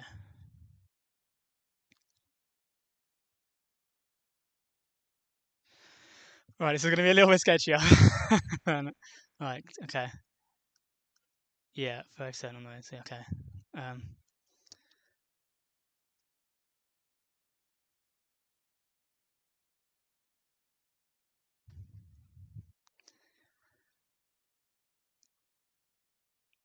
okay, so they both see kills on Grafii.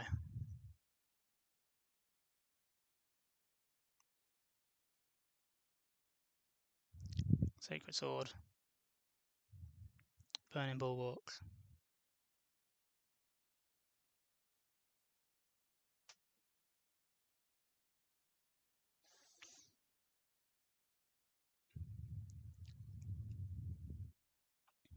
Samurott's down to 227. For some reason that didn't see a kill on Grafii. I. Oh, because of the parting shot earlier. Yeah, yeah, okay, okay. Okay. At 227, I'm not beating anything from Dialga, it's fine. Jesus, this is going a bit off, but I know I've got enough tools here, it's fine. So Latios would KO it from here. So I think I just flip turn Samurott out. It would KO Dialga here. So I think I flip turn Samurott out into Latios, which could only ever be targeted by the Empoleon. Annoyingly, Grafia is going to go first, otherwise I could have gone Samurott into the Grafia slot. But I guess I just have to go Scream Tail.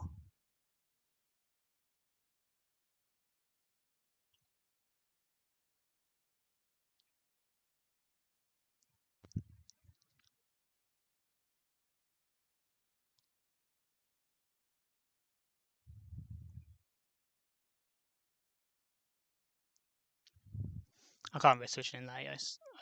It needs to hit a Draco onto Palkia at this point. And if I keep Grafire alive, I'll always be able to safely 2v1 them.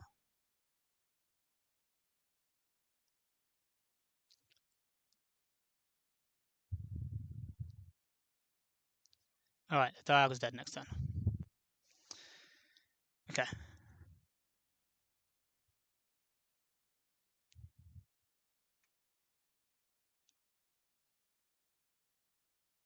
Did I not part in shot there? Did I not? Did I part in shot?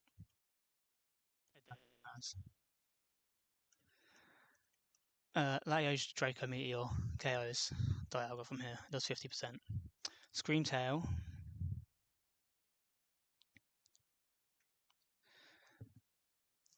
is probably dead to Ironhead.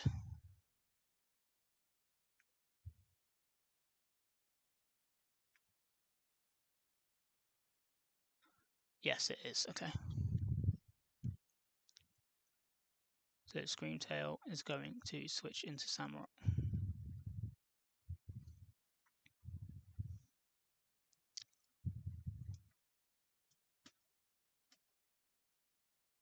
Okay, that's one side down. That helps massively.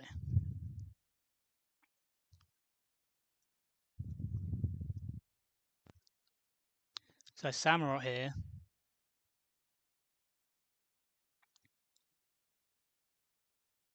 Sacred Sword KOs it at this range. So the only thing I need to check now is it's going to be Palkia coming in on Samurott, I believe. Yep, it'll be Palkia coming in on Samurott. It would see a fast kill into Samurott, not into. So then Latios gets the free turn, but Latios is -2, so it doesn't matter. So what I'm going to do is I'm going to switch Latios out into Grafire.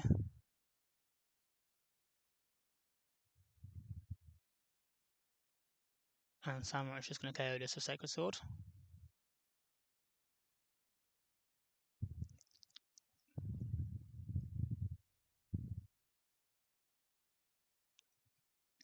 Okay, I see the vision from here. I think we're good. I think we're good. So this is technically a 50-50 target. It sees the fast kill on both of them. Fire is just going to spore. It's actually, I mean, even without Iron Ball, which is what it's holding, not Focus Sash, it would have been slower because I went careful for the someone that stalled in earlier on. But I can just spore here, completely safe, and I can flip turn Samurott into Latios. And then on this turn, Palkia is then only going to see the fast kill into the Grafire side. And I'll be able to burn in Bulwark.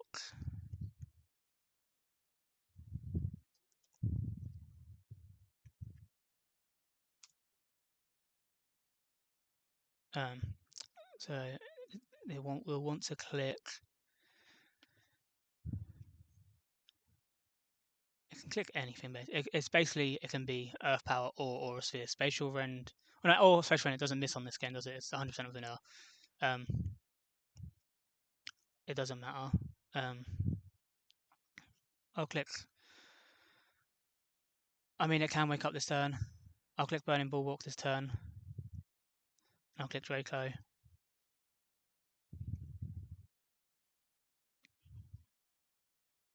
The one thing I don't want here is to lose the Grafire because it's just a bit too valuable on this kind of situation. So it did stay asleep.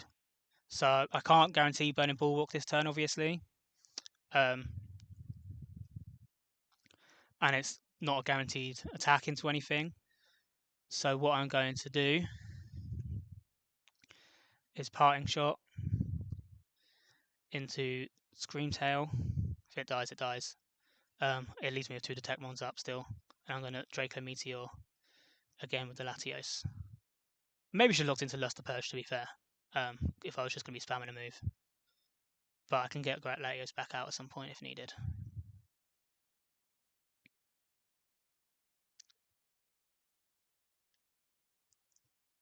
This shouldn't KO. Yeah. Okay, it's still asleep.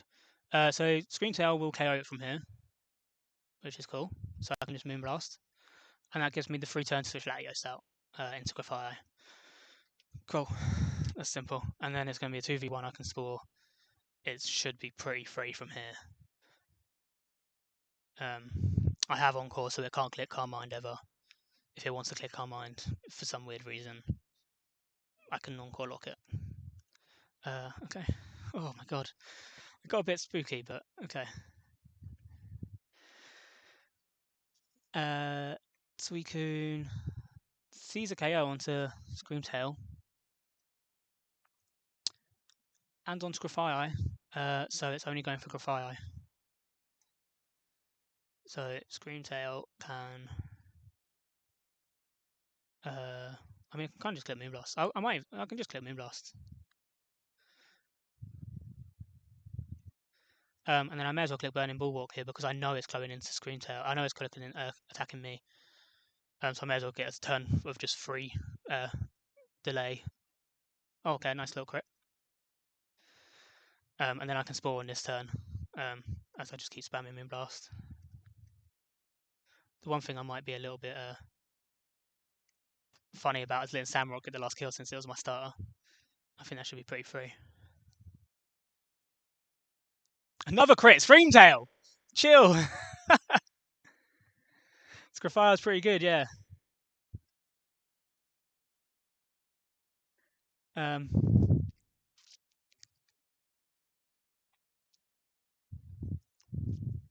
going to teleport, and I'm going to Parting Shot.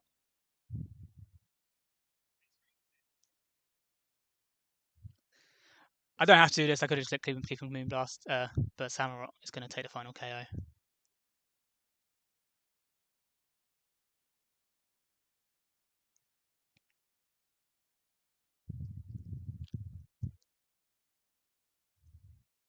Screamtail does want it, but it's not been here since the start.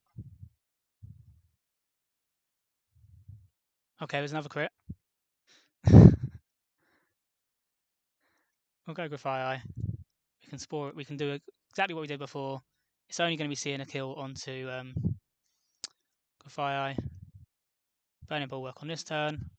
And my strongest move is going to be Sacred Sword because of sharpness. I'm not running knockoff even if it's not strong enough anyway. One more turn. It's going to be sleeping when we do it. Oh my god. Oh, the Xerneas was too scary. I can't believe that Xerneas worked out. Grafire and Samurott, I think, were the two clutches there. The Spore from Grafire saved me. And obviously just having Samurott being able to switch in that many times. Wow. There were some bad situations that I did not expect to get to.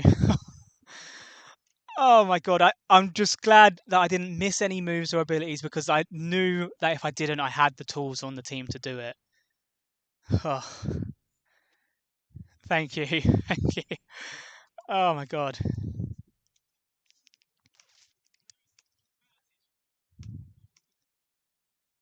But yeah, the Grafire Iron Ball on the champ, obviously it didn't take any damage there. The Burning Bulwark and Spore stuff, it didn't have to be Burning Bulwark. I could have run Silk Trap if like the speed was more important. But being able to just let Empoleon sit there, obviously in Emperor's Presence, I didn't know about, and that kind of messed things up a little bit. Because actually, if I knew Emperor's Presence, Latios is never getting targeted there because it doesn't see a fast kill into that slot. So I actually would have made things even easier if I knew that, because it would have always just been my main branch. But yeah, it still worked fine in the end. Thank you, Max. I missed some things. There were some things I did really well, and then there's some obvious things I missed. Like I can't believe that I was calculating the whole time as just max roll on switching for the AI. For some reason I didn't realize it was ninth switching on both of them. I thought it was max on the AI when that was for what they're seeing for their switch-ins. Sydney. I mean, it came up with the Garchomp not switching in, but I wasn't expecting it to anyway. Uh, uh, yeah, okay. 5 uniques. Well, oh, it was never intended to be that many uniques. I think Latios obviously proved how good it was. Um, it just got to Draco every single fight. Arcanine was a bit of a goat. only thought it was going to be good against Glacier, and then Headlong Rush just ended up being great into like almost everything that I could kind of pivot into. Like being able to just scarf and switch into fire types with Headlong Rush is busted.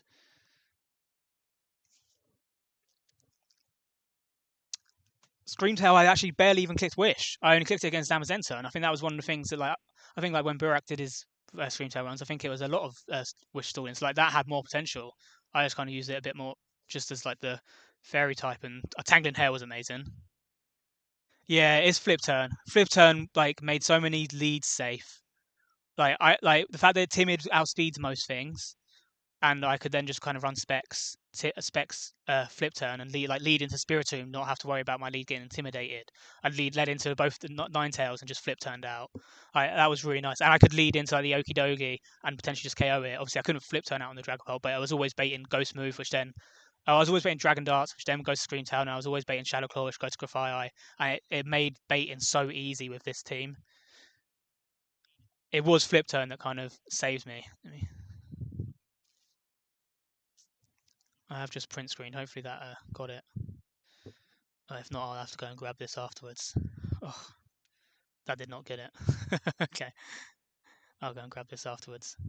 1.3.1 champ. Literally only ran it for E4 because of Latios. I would have used the tech stuff on champ fight potentially, although if I was going to go for this Grafire line, it would not have worked at all. Um, it probably would have made Grafire basically invincible. It probably could have sat on the board forever and never got targeted if it nothing because nothing was ever going to see a fast kill into it. It was either protecting or using priority. Um, So it might have worked in a way, but Latios was, I think, the key with the way my box was. I didn't have another hard hitter, so I had to get one of those from my restricteds. Um, yeah, that was sick. That was really fun. I'm glad it didn't fail. Um, I don't know if I'm going to do a new game plus. I think I would really enjoy it, but I play a lot of FIFA FC, and the new one comes out in 2 days. So this is actually really nice timing. Um, it kind of dies over the summer. Um, so I've been playing like this and a couple other games, but I'm probably gonna maybe might be able to split time. It would just then be a really long run. It would be like an hour, two here and there. Um, we'll see. I do want. There are a couple of ones I want to use, and like I've really obviously I've got Porygon and Absol on my layout. Um, I really want. I know Absol's been champed, so I really want to champ Porygon.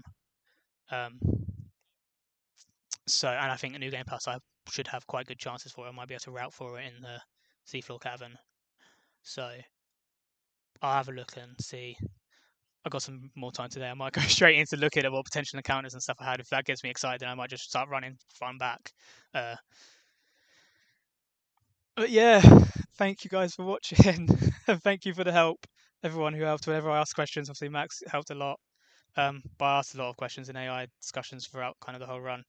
Um, and even though I still missed a couple of bits on the run, it did help. It did kind of the knowledge did all come together at the end for the most part. Uh, there were a couple of really fun turns on there, the way the AI works. Like the Obama Snow, knowing it was always going to click Ice Shard. That was cool. Um, but yeah, bits like that. There's a couple of things I missed, but I think if I was to run it back, obviously I'm not going to make the same mistakes again. Um, so yeah, uh, that was cool. That was fun. I don't really have much more to add now. I mean, I can show the frag sheet. It's obviously E4 is not going to be on there. It's a little bit scuffed because Latios and Screamtail didn't get added in for some reason. So it wasn't letting them count it. I might run back through the VOD and see. I assume it's Latios, but my actual frag sheet, Miss Magius is 26. I'm sure there's things missing on here. It doesn't seem like there's enough. I have got a lot of mons in like the tens and like sixes and stuff, so maybe that just adds up. Because my box never got a big hard hitter, fast sweeper. Like Pinsir did a few. I had Gallade late on, but that only took 8, and half of that was on the back to back, the Aqua back to back. So if I was to do New Game Plus, I'd have quite a few good options. And hopefully, and I wouldn't have to have Ratchet as my second top fragger. Although Samurott would have overtaken it in E4, so there we go. Um, let me just run through this onto the thing and get the save file after these were the goats. These are the ones who did it. Oh, right. I'm going to end it there. Thank you for watching and all the help. Like I said before, that was hype. Maybe we'll run it again and we'll get back here again. All right.